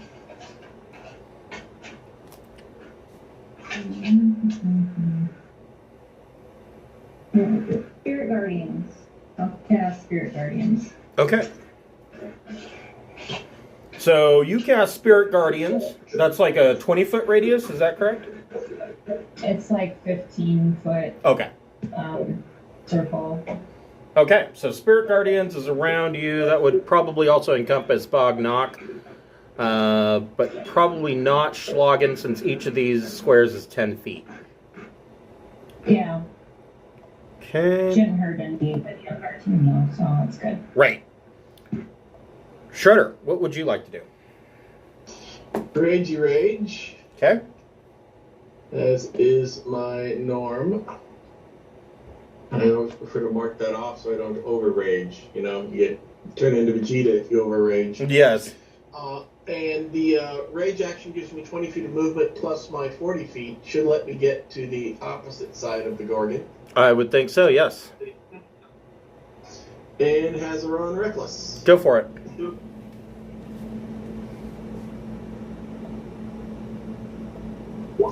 23 to hit. That is a hit. 24 points of damage. Second one. Okay, hold on just a second. Okay, so hold on. He just took 24. Yes. Your next attack? So 24 to hit. Yes. 26 more. Okay. And I probably don't have enough move left to try and make him waste his reaction. No. That's pretty much all but maybe 2 feet of movement, so I'm not going to get too nitpicky. So I'm happy to be the object of his attention. Okay. All right. Done. What would Yep like to do?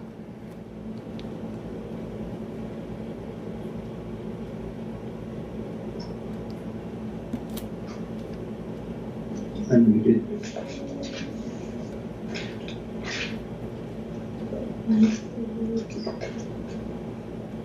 Yip is gonna cast anti-Gorgon Ray.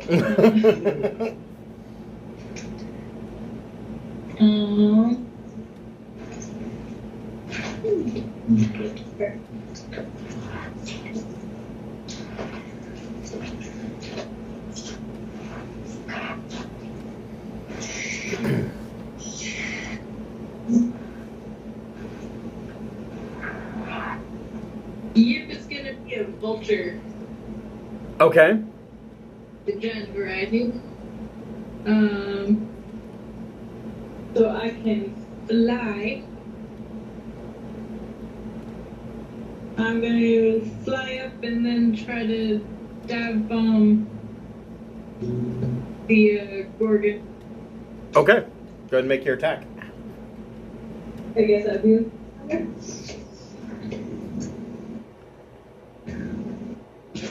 And just have pack tactics, so I gain advantage if there's another ally within 5 feet of the Gorgon. Yes. 17 to hit. That's a miss. Okie Bognock, what would you like to do?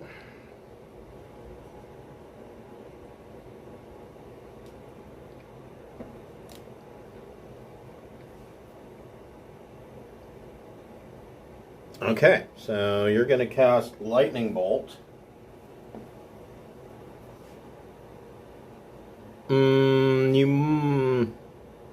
You might want to reconsider that, because if you cast Lightning Bolt, you're going to get Schlagen.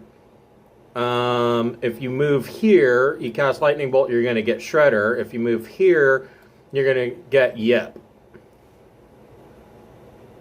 I'm not worried about lightning bolt. I have resistance to lightning, so I can take it.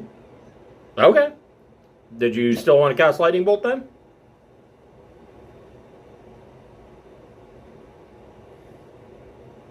Okay. Nope, he fails with an 8. Schlagen, go ahead and make a DC 17 dex save. Oh, I totally made it. Okay, so you will take half of half. So let's see here. The Gorgon takes 27. I'll mark him.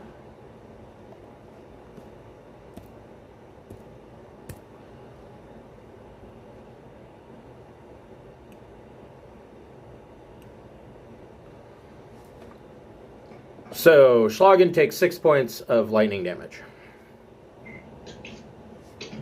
Tingly. And would Bognock like to do anything with bonus action? You can throw rocks, but you'd be at disadvantage to hit. But you could move and throw rocks.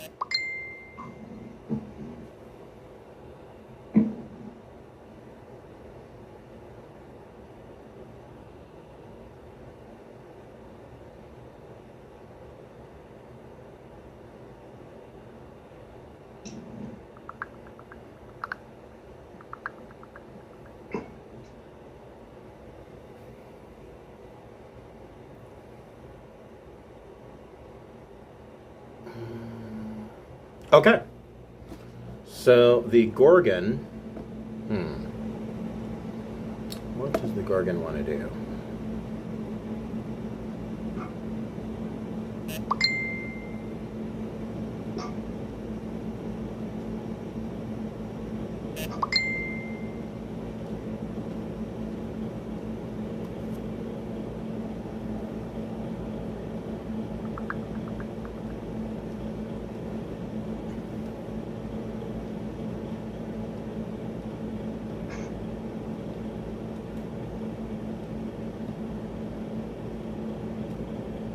Hold on just a second.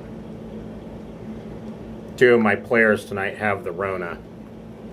So I'm like, yeah, no, we share a lot of things, but that's not something we want to share, so you stay home. So the Gorgon is going to exhale his petrifying breath, 30-foot cone, so Schlagen and Bognock and Elmira and Bonky. Well, does Elmira and... I'm going to say Elmira and Bonky are just far enough back that they don't have to worry about it. But Schlagen and Bognock need to make a DC 13 Constitution saving throw. I think he's just... Oh, what type of thing are we rolling against? Breath weapon for petrifying gas. Is it a spell?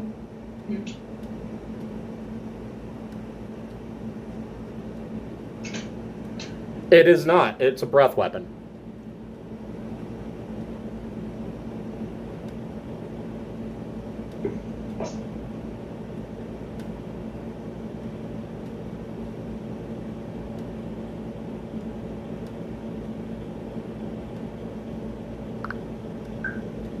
Uh, 17 for Schlagen, and anybody that's standing near me gets a within 10 feet of me gets a +4 to saves. So that makes Bognox a 19. You both save versus petrifying gas, or petrifying breath, rather. And its breath weapon does not recharge.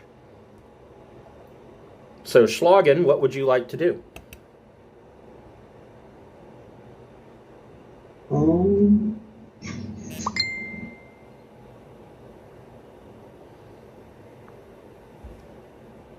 I will walk to here. Excuse me, pardon me. I know I will take attack of opportunity. That is fine. Hold on. So are you moving into attack? Yes. I would say that you're not making there's no attack of opportunity. You're moving into attack. You're just changing your facing. Oh no, I started off over here, so like I came through all of that. Okay. Well, if you're going to take it, he will try to make a gore attack.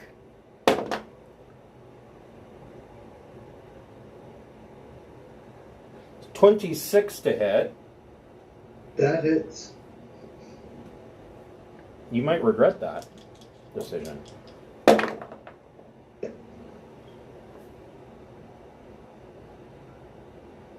26 points of piercing damage. I can shake it off. Ow, that stings a little. It's only my left arm. Just It's but a flesh wound. So I will get to there, and I will take a swing and add some smites. Okay.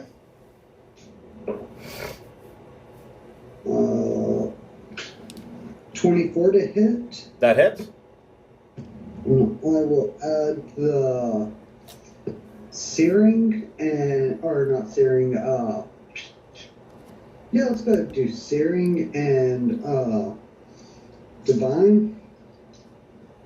Okay. Yeah, add all the smites. Fuck your shit up. That's going to be 2.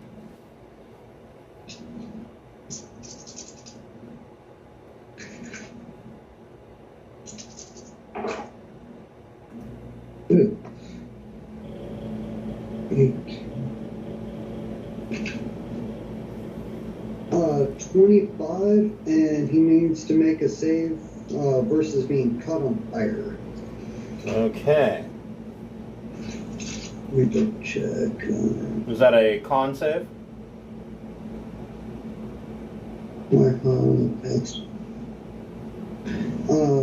Causes the target to ignite at the start of each of its turns.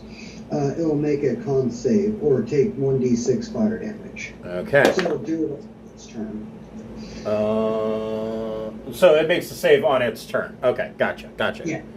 All right. Hold on here. You get another attack. Yep. Before you make your attack, Schlagen and Bognock make a perception check. Perception, you say? Oh, a 1. I didn't see nothing.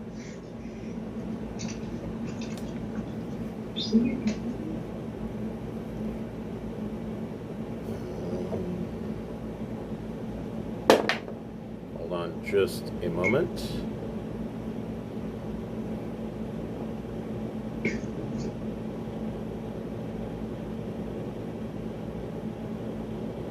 Bognock, make a perception check.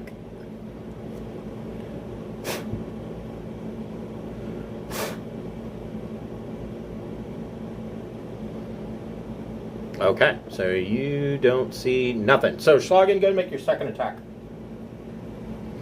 You could potentially put the Gorgon down. 23 to hit. That hits.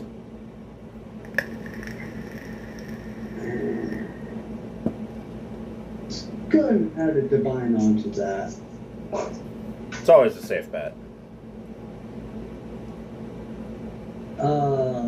19 damage.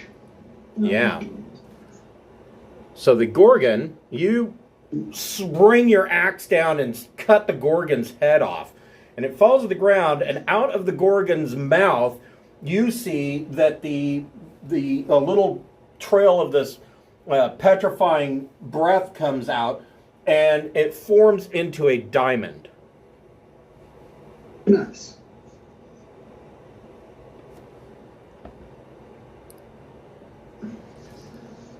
And you guys exit out. Now, hold on here.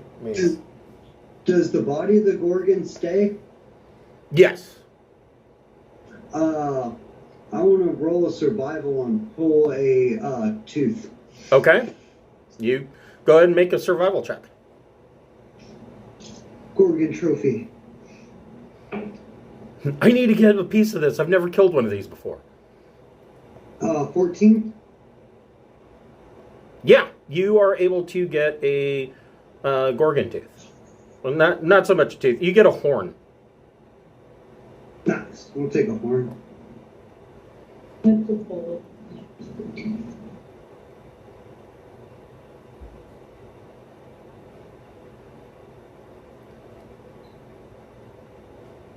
So I think Jeff heard my joke. But the rest of you.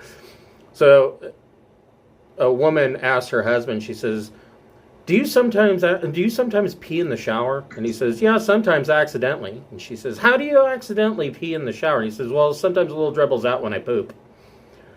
It's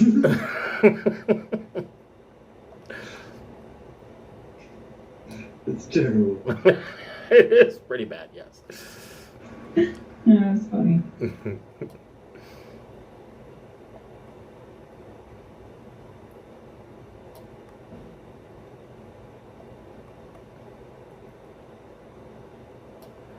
So you step out of the hedge maze and you appear on this platform at the bottom, and you are inside a tower. The walls of this chamber bear exotic geometric designs representing feathers, eagles, and snakes, all rendered in a style that you've never seen before. To one side of the room, a human female is sprawled out face down in a pool of blood. She is dressed like a high-ranking member of the Cult of the Dragon.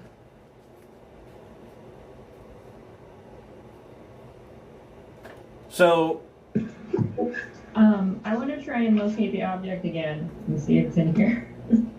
okay.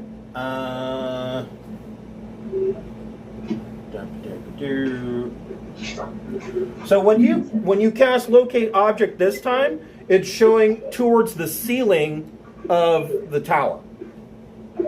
Yes. Okay, good. That's good news. So these two balconies here kind of overlook the chamber and are 8 feet up. And then there's this small, where you appeared, is a small ledge that is maybe 3 feet up off the ground. It's like a step that goes up. And the walls are covered in these carvings of feathers and snakes and eagles, kind of like in a Native American style artwork.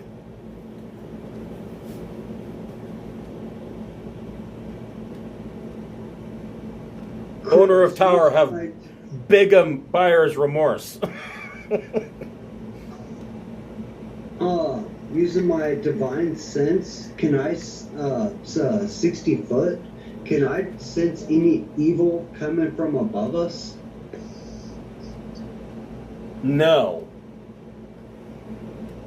That's good. And it's not so much that it's not so much that you're not detecting evil. It's that your spell doesn't have enough range to penetrate. Does this lady have anything interesting on her or in her pockets or anything? Let's see here.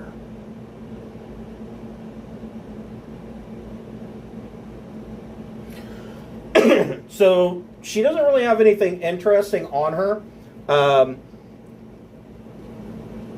It seems like whatever she had was taken. Obviously, she has an empty scabbard for a dagger, but the dagger is missing. You notice that this platform that you appeared on, there appears to be arcane glowing, they kind of fade in and out, glowing sigils like that of a teleportation circle. Everybody make a perception check. Yeah, 20. Well, you got it. Me. Soft 20 for Slogan. Okay. 13 for Voltria. So, Schlagen and Elmira, in investigating this room, you find that this balcony, there are some arcane sigils that appear to control the teleportation circle. These symbols are chair, 2 chairs, an upside-down L, a rectangle, a flame, star, square, hourglass, and right triangle. I kind of think somebody stole this idea from Stargate. Yeah.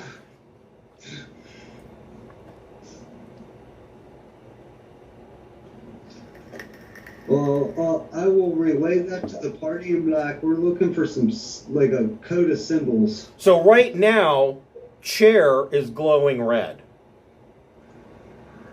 Are any of these symbols repeated on other parts of the wall? No. Okay. Well, And yeah, the teleportation circle has the same symbols in the half circle that you appeared on. And on the control panel, you're seeing that chair is currently glowing red. and is there a way to change which one it's on then? Yes, Bognock, you can make an Arcana check. Okay, I got +7 Arcana if she doesn't do very well. Dude, 19. So, so Bognock, with your 19, you're able to determine that if you press one of these symbols, it will activate the teleportation circle to take you to a corresponding level of the tower that is designated by that symbol. However, you are able to determine that you cannot press the hourglass symbol. You need another object to hit that symbol. We probably need that hourglass, yes. So let's start going up one by one, then is my vote.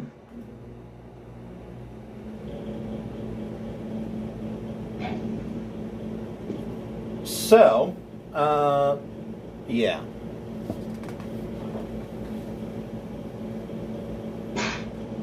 So you press a symbol.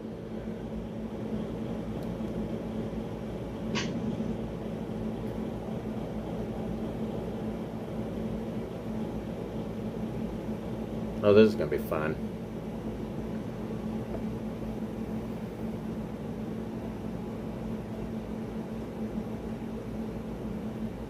Oops.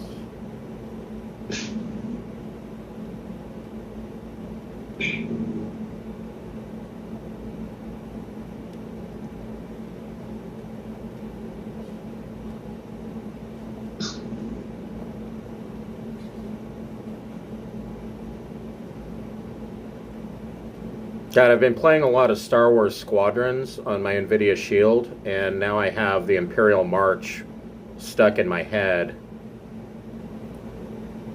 Because, I mean, of course I'm playing as the Empire. I mean, that's the only correct way to play a Star Wars game.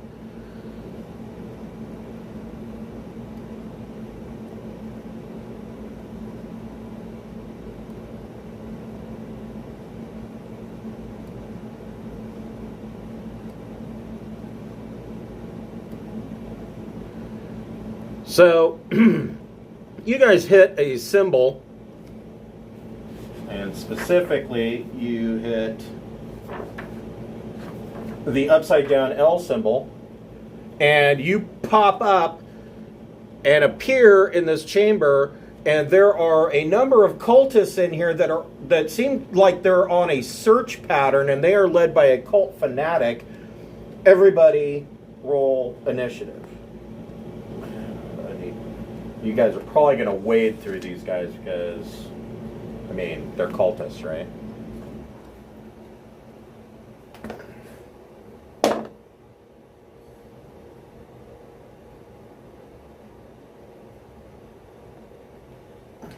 Wow, really? I'm shocked.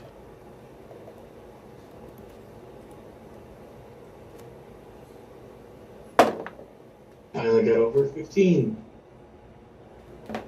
Wow, and my guys actually rolled decent for initiative. It's too bad they're fucking weaklings, but whatever. All right, so is everybody's initiative in?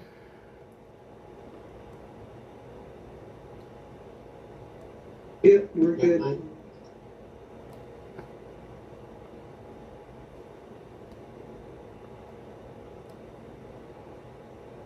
All right, so the cult fanatic sees you guys appear. I'm going to say that, I mean, these guys weren't expecting you to just pop into existence. You guys get a surprise round. So, Shredder, what would you like to do? You pop up, there's a cultist, like, right in front of you. Okay, rage. Mm-hmm. Mark that off. Let's see. I'll rage on the south guy first. Okay. Hazaron, reckless. Let's F him up with the D. A 31, the other die rolled a 1. I'm really extreme today. Yeah. 31 hit. Yes, it does. 23 points. And you slice him in half. Next guy to the east.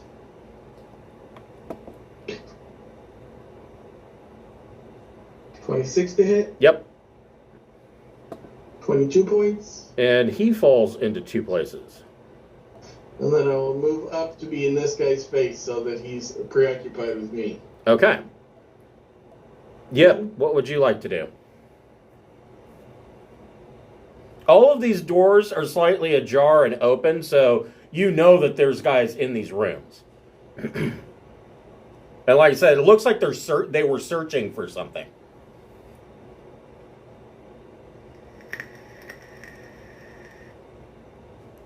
Well, we know our buddy with the blue mask was on the run. How are the ceilings? They are 10 feet high. Aw, hope you can't go flat. Okay. I think she looked at angry chicken. I'm gonna go through this door and I guess I'll tag that cultist. Go for it. It looks like I have multi-attack sculpture, so beat and 10. Okay. The highest was a 12. 12 hits. Oh, okay, that's 11 hit. It does not. Okay.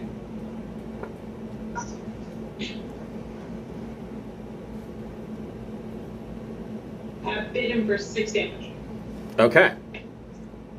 He is hurting, but is still up. Schlagen. Walk out. Schlagen, what would you like to do?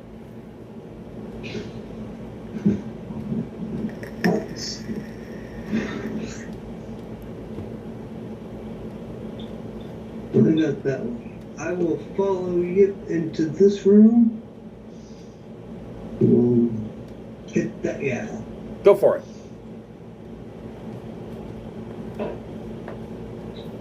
25, I'm going to assume hits with basic axe. Yes. 9 damage. And he bleeds out profusely on the floor with a severed collarbone and a lung showing. 15.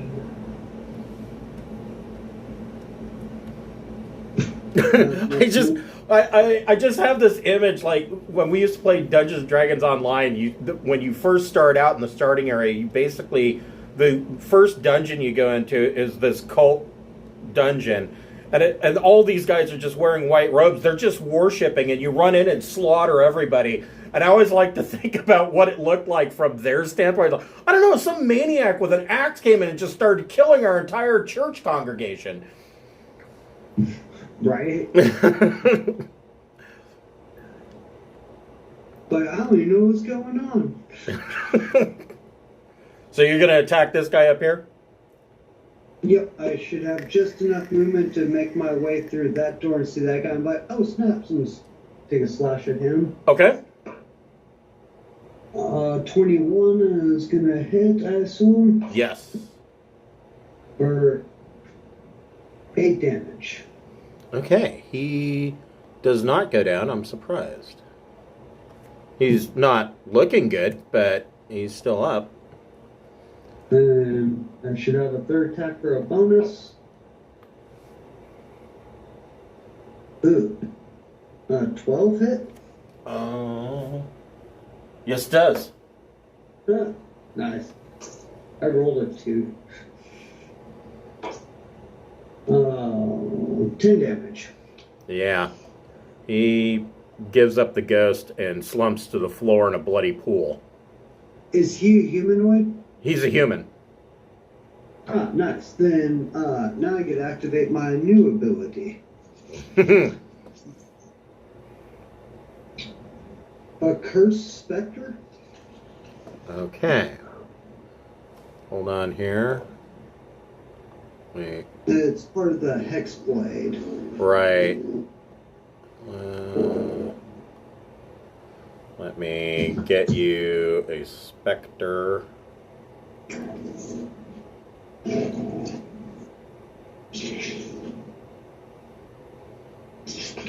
guess a ghost works.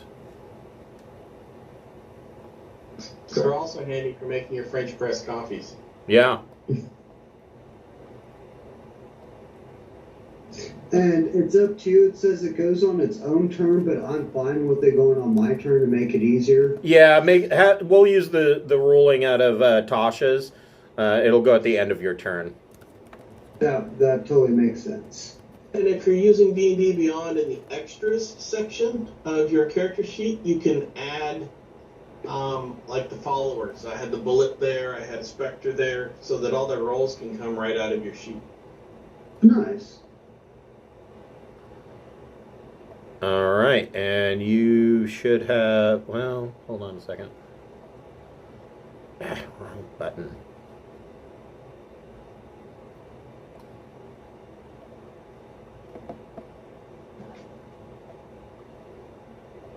You should have control of the Cursed Spectre now.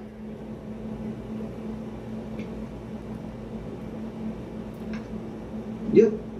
Okay, so Elmira, for your surprise turn, what would you like to do? Well, it seems like somebody's in the way of just about anywhere I can want to go. So what I want to do is open this door.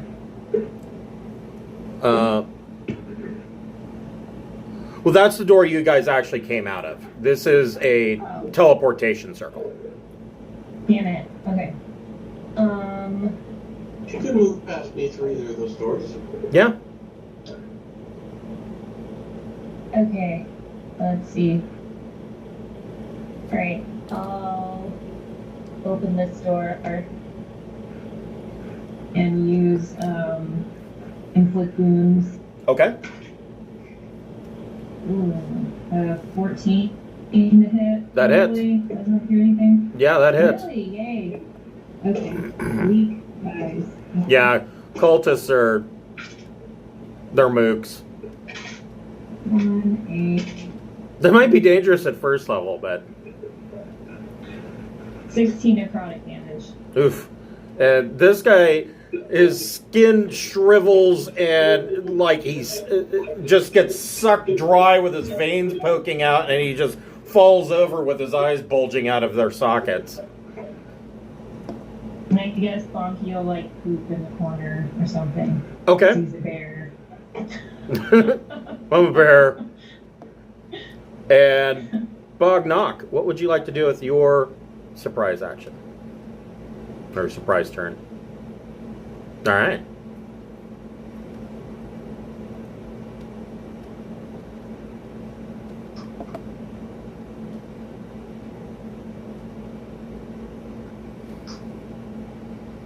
Yeah. That hits. Oh, Jesus.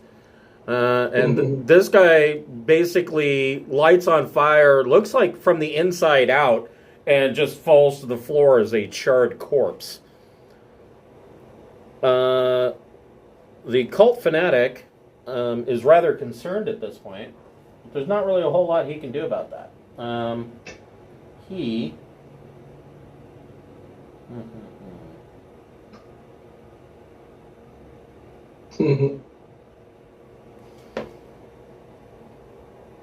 He's going to make a inflict wounds attack on Shredder.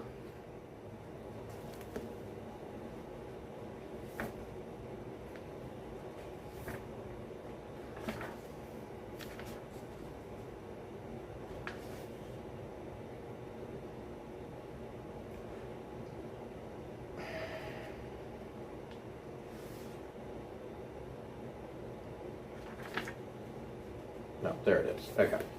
So, I don't know if he's going to hit, but he misses with a 7. And Good job. Fucks that up. Shredder, what would you like to do? Full bore, full actions, and rage. So reckless with hazard on to start. Okay. 31 to hit. That hits.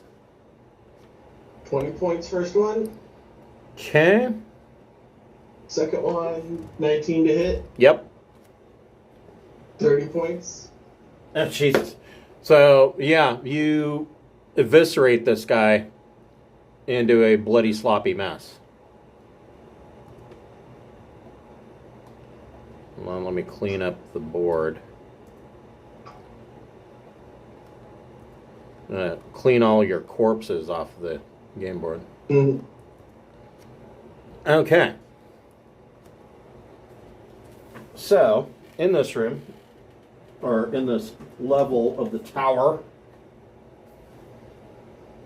painted renditions of Dracoliches line the walls of this chamber, and a stone altar in the center of the area. Oh, sorry, wrong room. So in here, in the various rooms, you see that there are bedrolls scattered about in these rooms. It looks like they were using this as a small barracks. And the teleport circle is in a circular chamber in the very middle of this tower.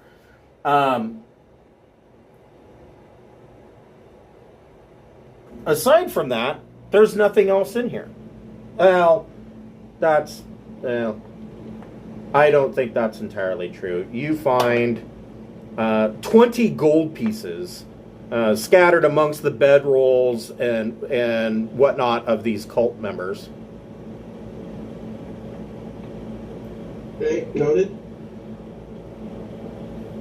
But that's all that's in here. Did you want to attempt to go up another level? The next is the rectangle symbol.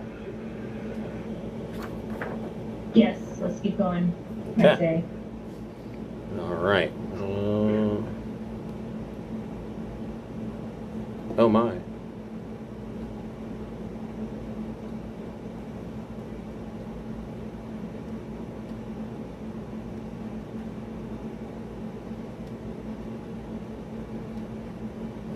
Okay.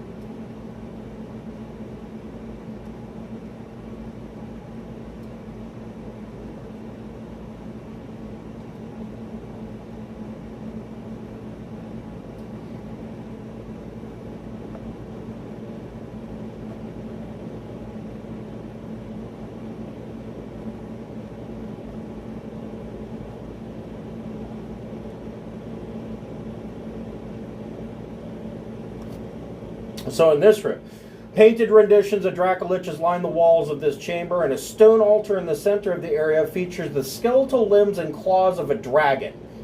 A half-dozen cultists look up in surprise at your appearance.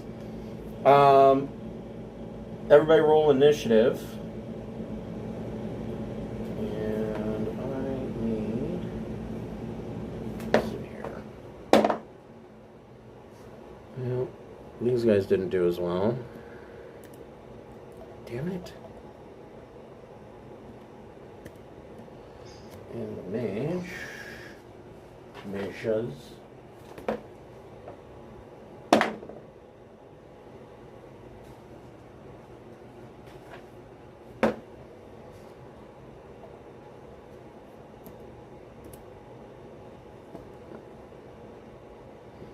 All right. Let's see here.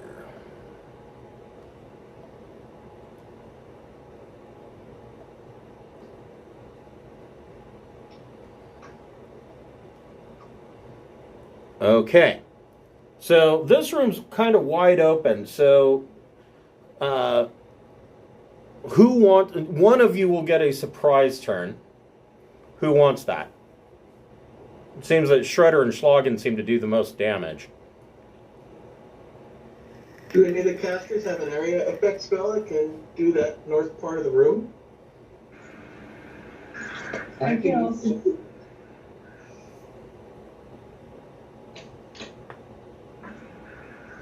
Go ahead. What were you gonna say? I just have Spirit Guardians, which will make like a 15-foot thing, and that'll knock them around. But you probably have something better. Bog's saying she's got Thunder Wave. So that's a good one. Yeah, go for it. Yep.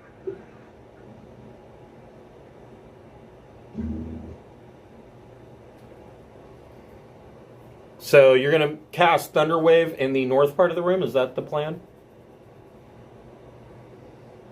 Okay. So those... So let's see here. Each square is 10 feet. What's the size of Thunderwave? It's like a 20-foot cube, or...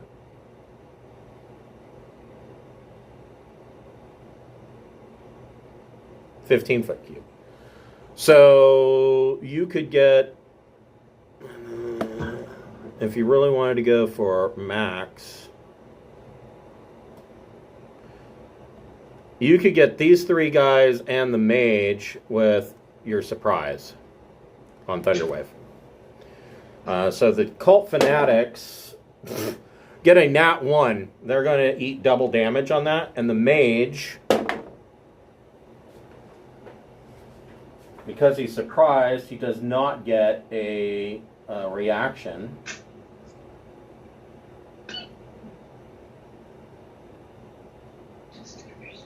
Only gets a 15 on his save, so he will take full damage. Nice.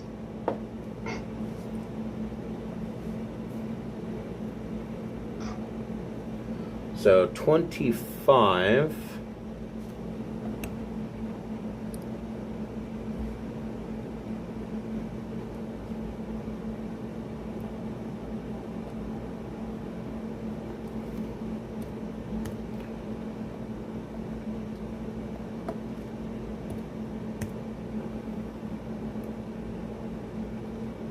The mage.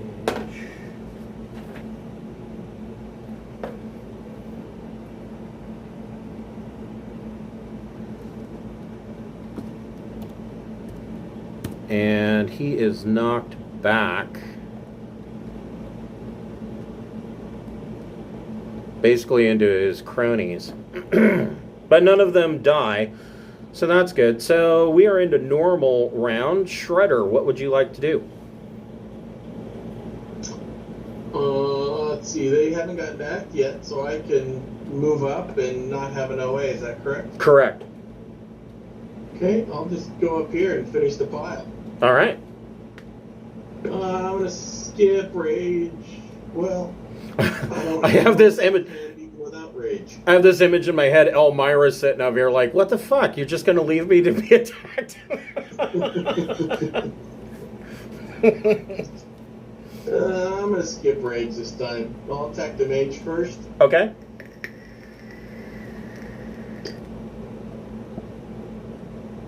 $22 to hit. I believe so.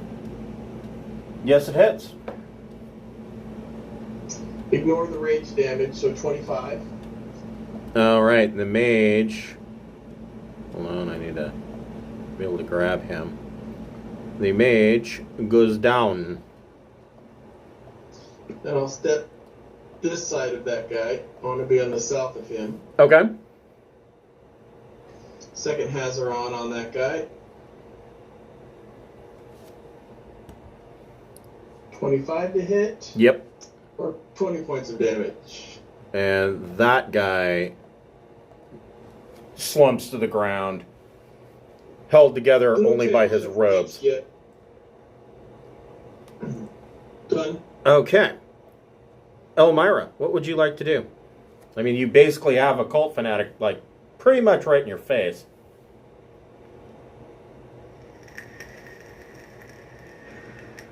All right, it's time to reach out and inflict wounds again. All right.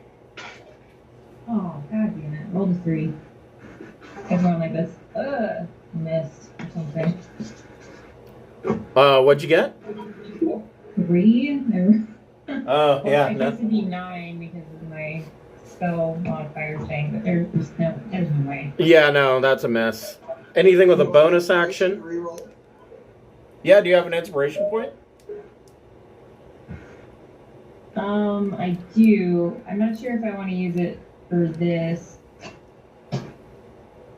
When Bonky can just come over and maul them. That's true. Bonky can do what Bonky does. Fuck yeah, 18. That hits. Yeah. So let's see. That's a bite.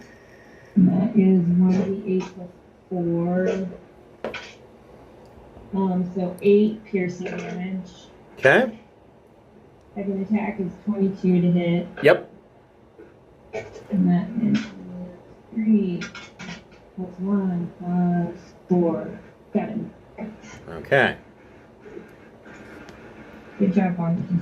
And I'm sure this guy's like freaking out, like, I got a fucking bear attacking me in a tower. That's not normal. There's a bear in the tower? Yeah, that'd be. It has armor on too. No free. Yes, he's an armored bear. Yes. Let's see. The mage.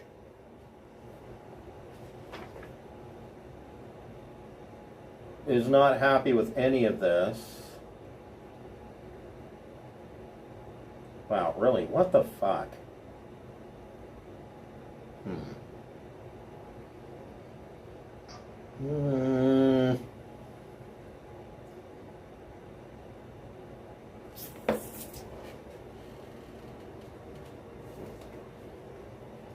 Honestly, don't know who picked some of these spells. It's like, whatever. That is not what I would have selected, but okay. Seems like this mage is very esoteric in his spell selection.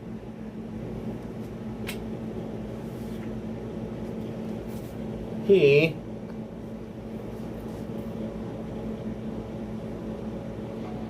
clearly thinks that something needs to be done about Shredder, but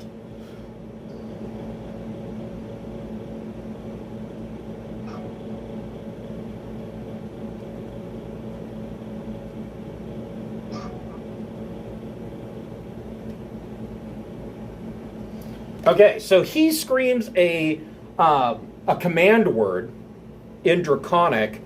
I don't know what the word is, but the dragon skeleton on this altar comes to life and is animated and can make reaction attacks against anybody that comes within range of the altar. Oops. And looks like the specter's in range.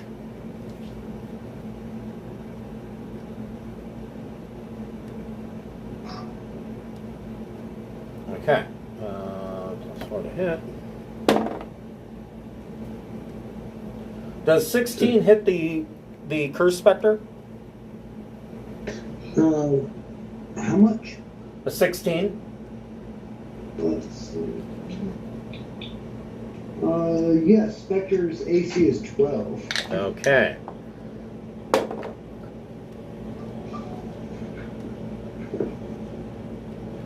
For 10 points of piercing damage to the Spectre, and Bonky is going to get attacked. Do remember the resistances that Spectre has. He doesn't have a lot of hit points, but it takes a while to get him down. Which type of damage was that? Piercing? Correct. Okay, it has resistance, so it only took half of that. Okay. And does 16 hit Bonky?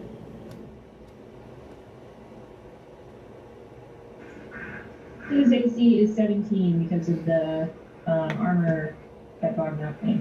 Okay, so the dragon limb misses Bonky. So that is the mage's turn. Schlagen, what would you like to do?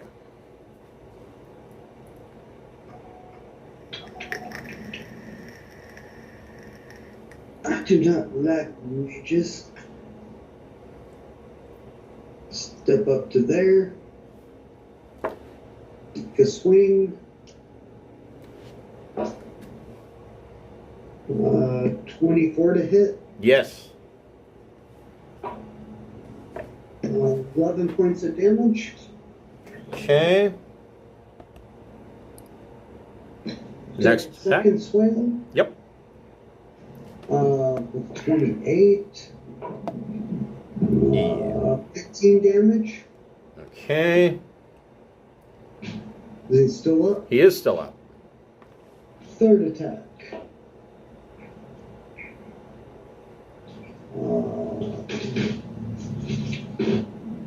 16 to hit. That hits. Minimal damage. 8 points of damage.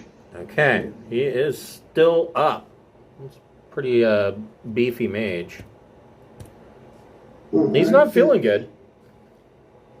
The specter will fly over the next to him Okay.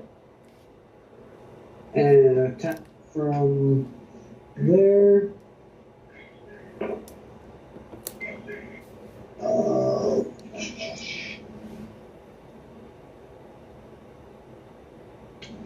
And 22 to hit with his life drain attack. Yep, that hits. He will need to make a DC con save. Okay.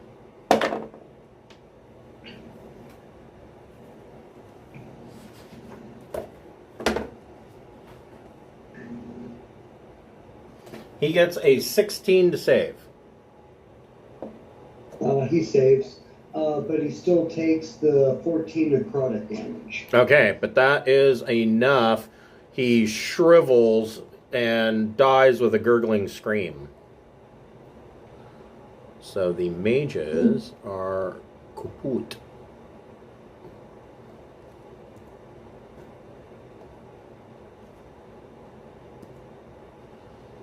All right. Yep. What would you like to do?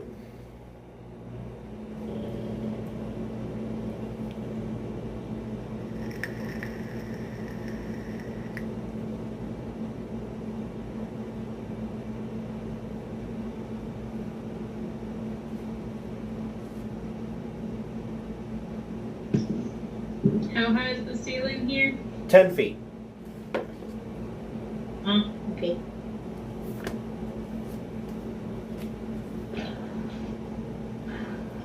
I'll go flap, flap, flap, and attack that guy. Okay, go for it.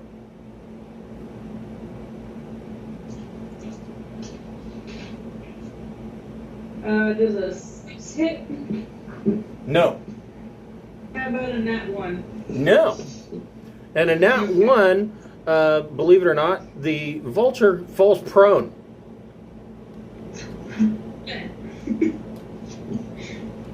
I'm not used to flying, sorry. Well, can you grovel and beg as a vulture? Not sure I can grovel and beg with a vulture. Bognock, what would you like to do?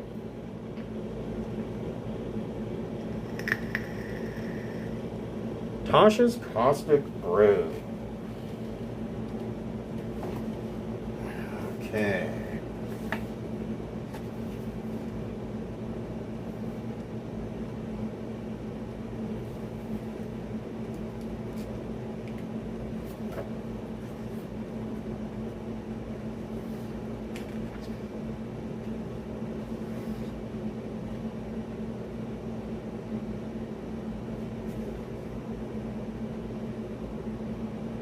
So it is a 30-foot long, 5-foot wide line. And which one of these guys are you going to attack? All right. He gets a dex save. I don't think that's going to work out well for him. Nope, he gets a 14. Roll your damage.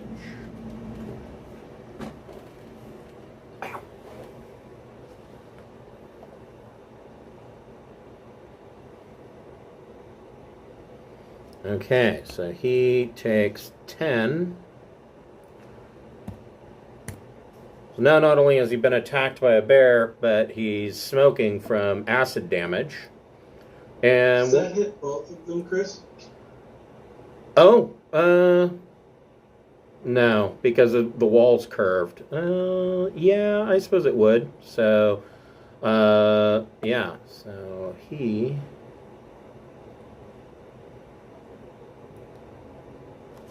takes 10 as well. And what would you like to do with a bonus action?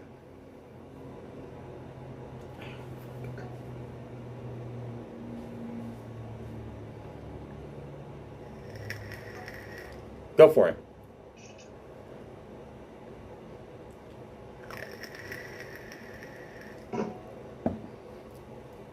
Uh, 18 and 26 hit.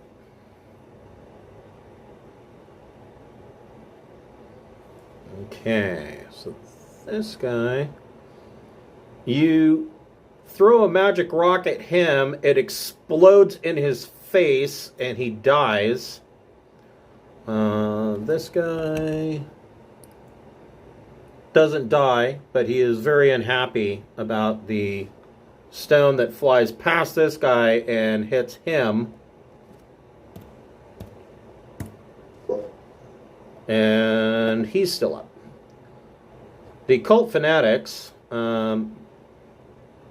going to step forward and do something to Elmira. He's going to step forward, do something to Schlagen. He's going to step forward, do something to Shredder.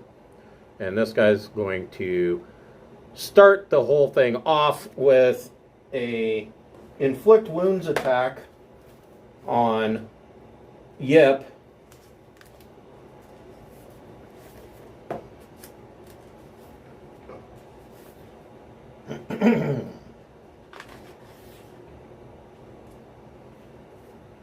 So he gets advantage because she is prone. Well, 9's not going to do it, so that sucks. What a waste of advantage. Cult Fanatic, I'm so disappointed in you. This Cult Fanatic is going to... He's going to make 2 dagger attacks on Schlagen.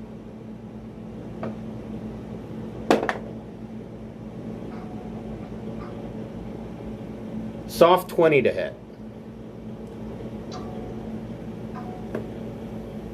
That would be the number. For a terrifying 4 points of piercing damage. And his second attack... Ah, shit. He gets a nat 1 and falls prone in front of Schlagen. These guys are fucking embarrassing. This guy is going to try a inflict wounds attack on Elmira. And misses with a 5. And this guy is going to try and inflict wounds attack on Shredder. 22 to hit. Roll from a tail. Are you raging? I thought you didn't rage. No, I hadn't raged yet. You're right. I gotta take it. Okay. So he... Habits.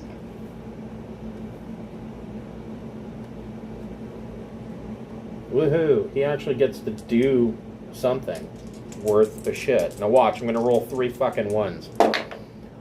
No, that's okay.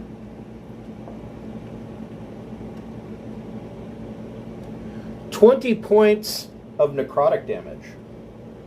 Wow. Yeah, inflict wounds is brutal in 5th edition. Okay. All right. What would Shredder like to do? Retaliate.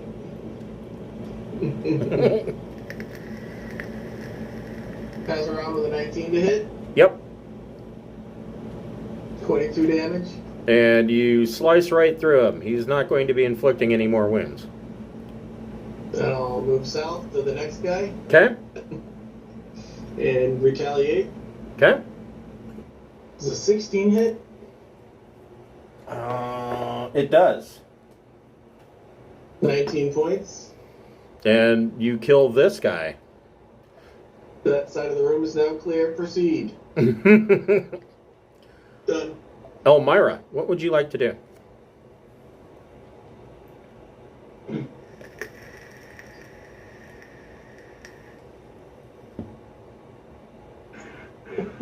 Let's see.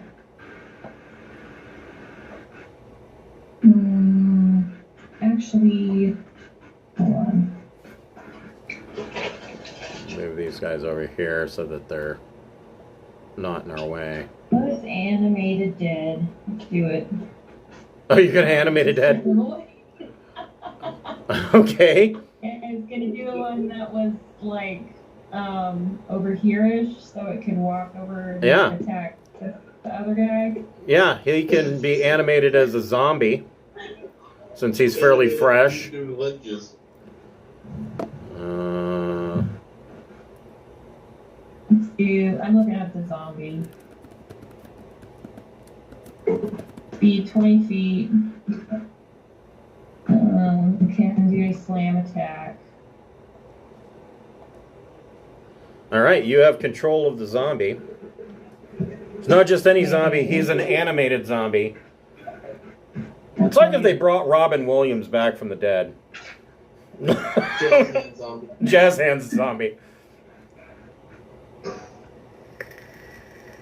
Let's see.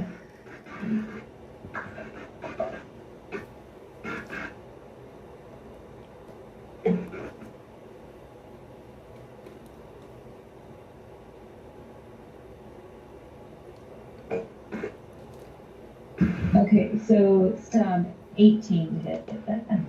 That hits. Okay, 1d6 plus 1. 4 points of bludgeoning damage.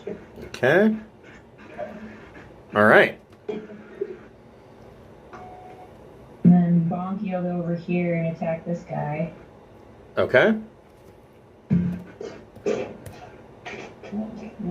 Bonky gets advantage because this guy is an idiot and is prone. Oh, okay, cool. That's good. Okay, 17's in the center. Yeah. That hits. Okay, 1d8 plus 4. So 10 piercing damage. Okay. And then the claw attack. Get advantage on 17. So. Okay. This guy's not dead, but he is kind of wishing he was. And the second attack has 12 points of slashing damage. Okay. All right. Yeah, that's good for me. Man, that was an effective attack round. Jesus. Schlagen, what would you like to do? You have advantage if you want to attack this guy.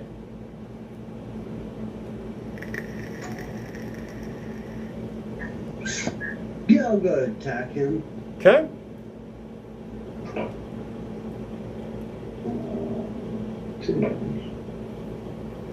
That's a good thing for advantage. That first roll was terrible.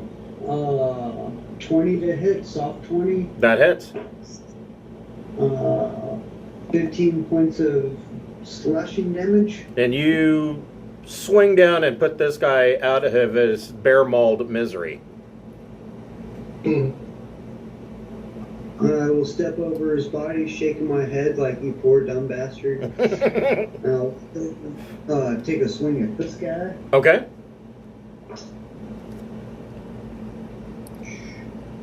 High 20s. Yeah. Minimal damage. 8 points. Okay. He's still up. Third attack. 24. Yep. That's going to be 14 points of damage. Okay. So this guy's fairly messed up, but still kicking, and is concerned that he is backed into a wall, and you guys are boot moshing him. What's this thing? That's Elmira's animated zombie. Oh, okay. Yeah, she brought one of them back to attack their own people. Yep. If you want, you can spend half your movement to stand up. And you can I do the Spectre? Oh, yes. Yes, you can. Is there room to fit him by the zombie without... Well, he's incorporeal, so yeah.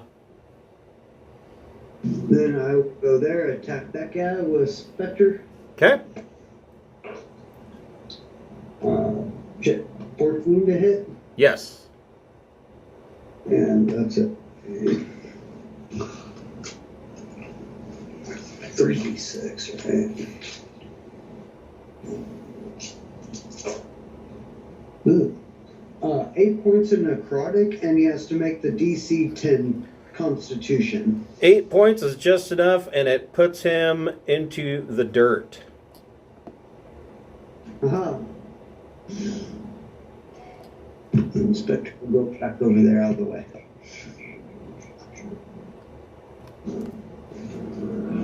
So, you, having cleared the room, you then take some time and hack apart the dragon skeleton that is flailing about on the altar.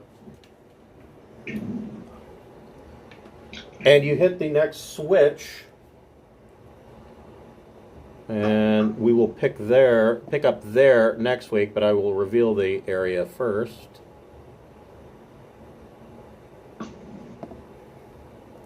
And put you over there.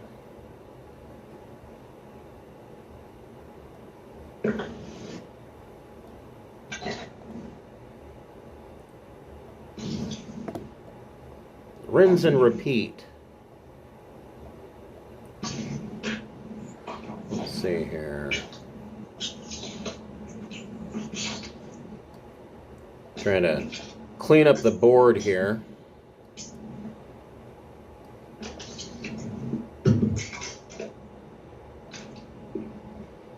God, you guys have so many summons and whatnot.